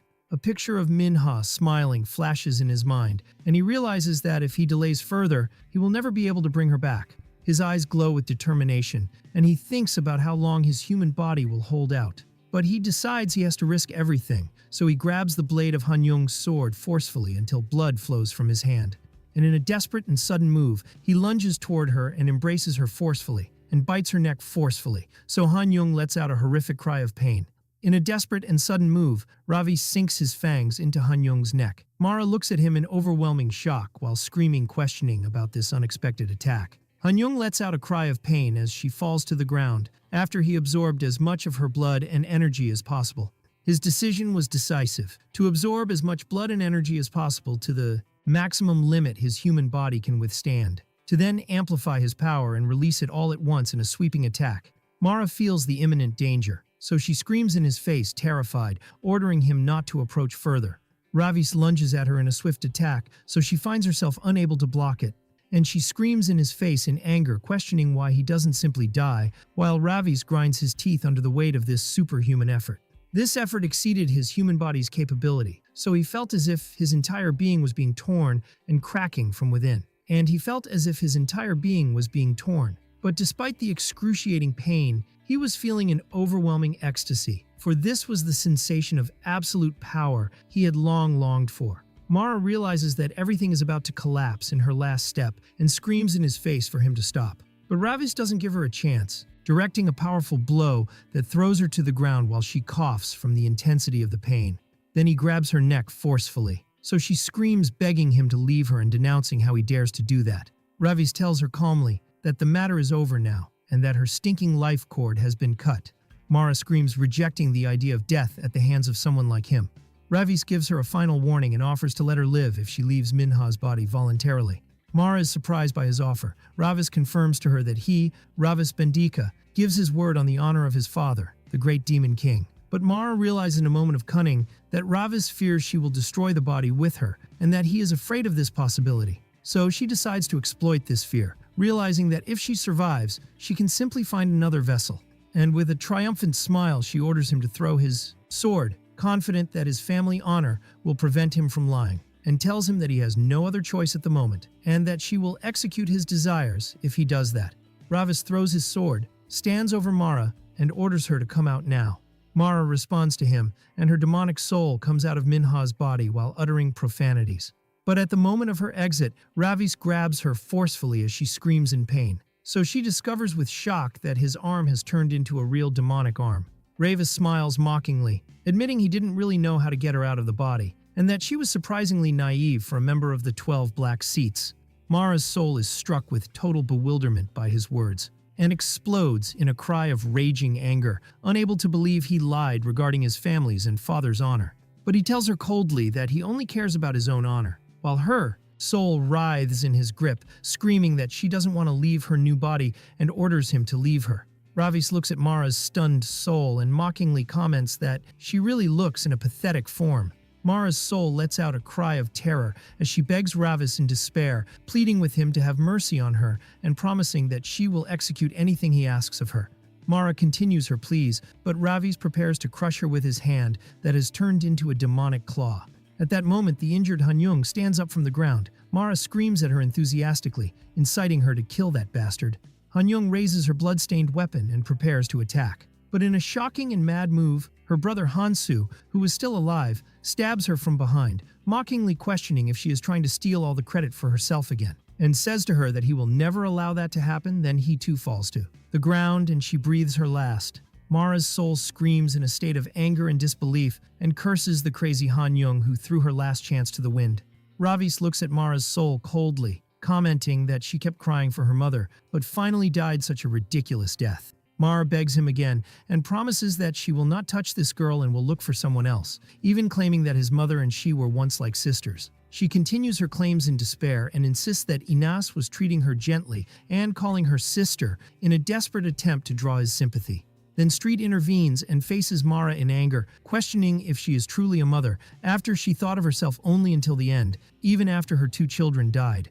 Mara ignores this accusation and screams that she can give birth to children like them again and continues her pleas to Ravis. But Ravis cuts her soul without mercy, commenting that her reputation as one of the 12 Black Seats has gone to waste. Mara breathes her last as she groans from pain and curses Ravi in her final moments, unable to believe he subjected her to this shame, and directs her final curse to the fact that her defeat was at the hands of the son of her archenemy, Inas. She screams that she will not accept this fate and that she will kill him before vanishing completely. Ravis stomps on the last remains of her soul, extinguishing her existence forever. Then the excess energy from Mara's soul enters his eye to absorb it. He stands calmly amidst the corpses, declaring that everything is finally over. Street congratulates him on his success. Ravis admits he feels massive power flowing in his body after absorbing the energy of a former member of the 12 Black Seats. But he feels something strange. He covers his nose with a handkerchief in disgust, complaining of the vulgar and foul smell Mara left behind, admitting this confrontation lasted longer than necessary. Street approaches him and looks at the twins' corpses in sadness, and wonders in sorrow if they would have lived happily with their real mother if Mara had not crossed over to the human world. Ravis answers her coldly that there is no way to know that. Then he looks at Minha's unconscious body and thinks to himself that even if the parents were not demons, children still die because of their parents' greed. Beltia watches the scene from afar and realizes it's time to leave after catching a glimpse of Ravis in street. But Ravis glimpses her and orders her to appear. She lets out a cry of panic and tries to hide again. Ravis orders her to come out because he has already seen her. She appears while begging him in despair to pretend he didn't see her. Ravis looks at her sharply and calls her by the name Beltia, and wonders in amazement if she is truly the famous weapon maker in the demon world. Beltia was the youngest daughter of the noble Mertano family and the genius who is rumored to be born once every 3,000 years in the art of weapon making, who monopolized all her family's love and pampering. Then he directs a direct and firm question to her about the reason for her following him to this place. Beltia gets confused and denies she was following him, claiming that Bambi is the one who told her she's a gift presented to him, then tries to flee, declaring that the surprise has ended. Street watches her as she flees, and remembers that Beltia was always the most reckless and arrogant daughter among the daughters of noble families, and was even famous for being an obsessed stalker of Lord Ravis. But what raises her confusion is how she can possess Jin Jaehee's face. Then Ravis realizes the disturbing truth. That bastard. Bambi must be the one who placed Beltia's soul inside Jin Jaehee's body to increase the complexity of matters.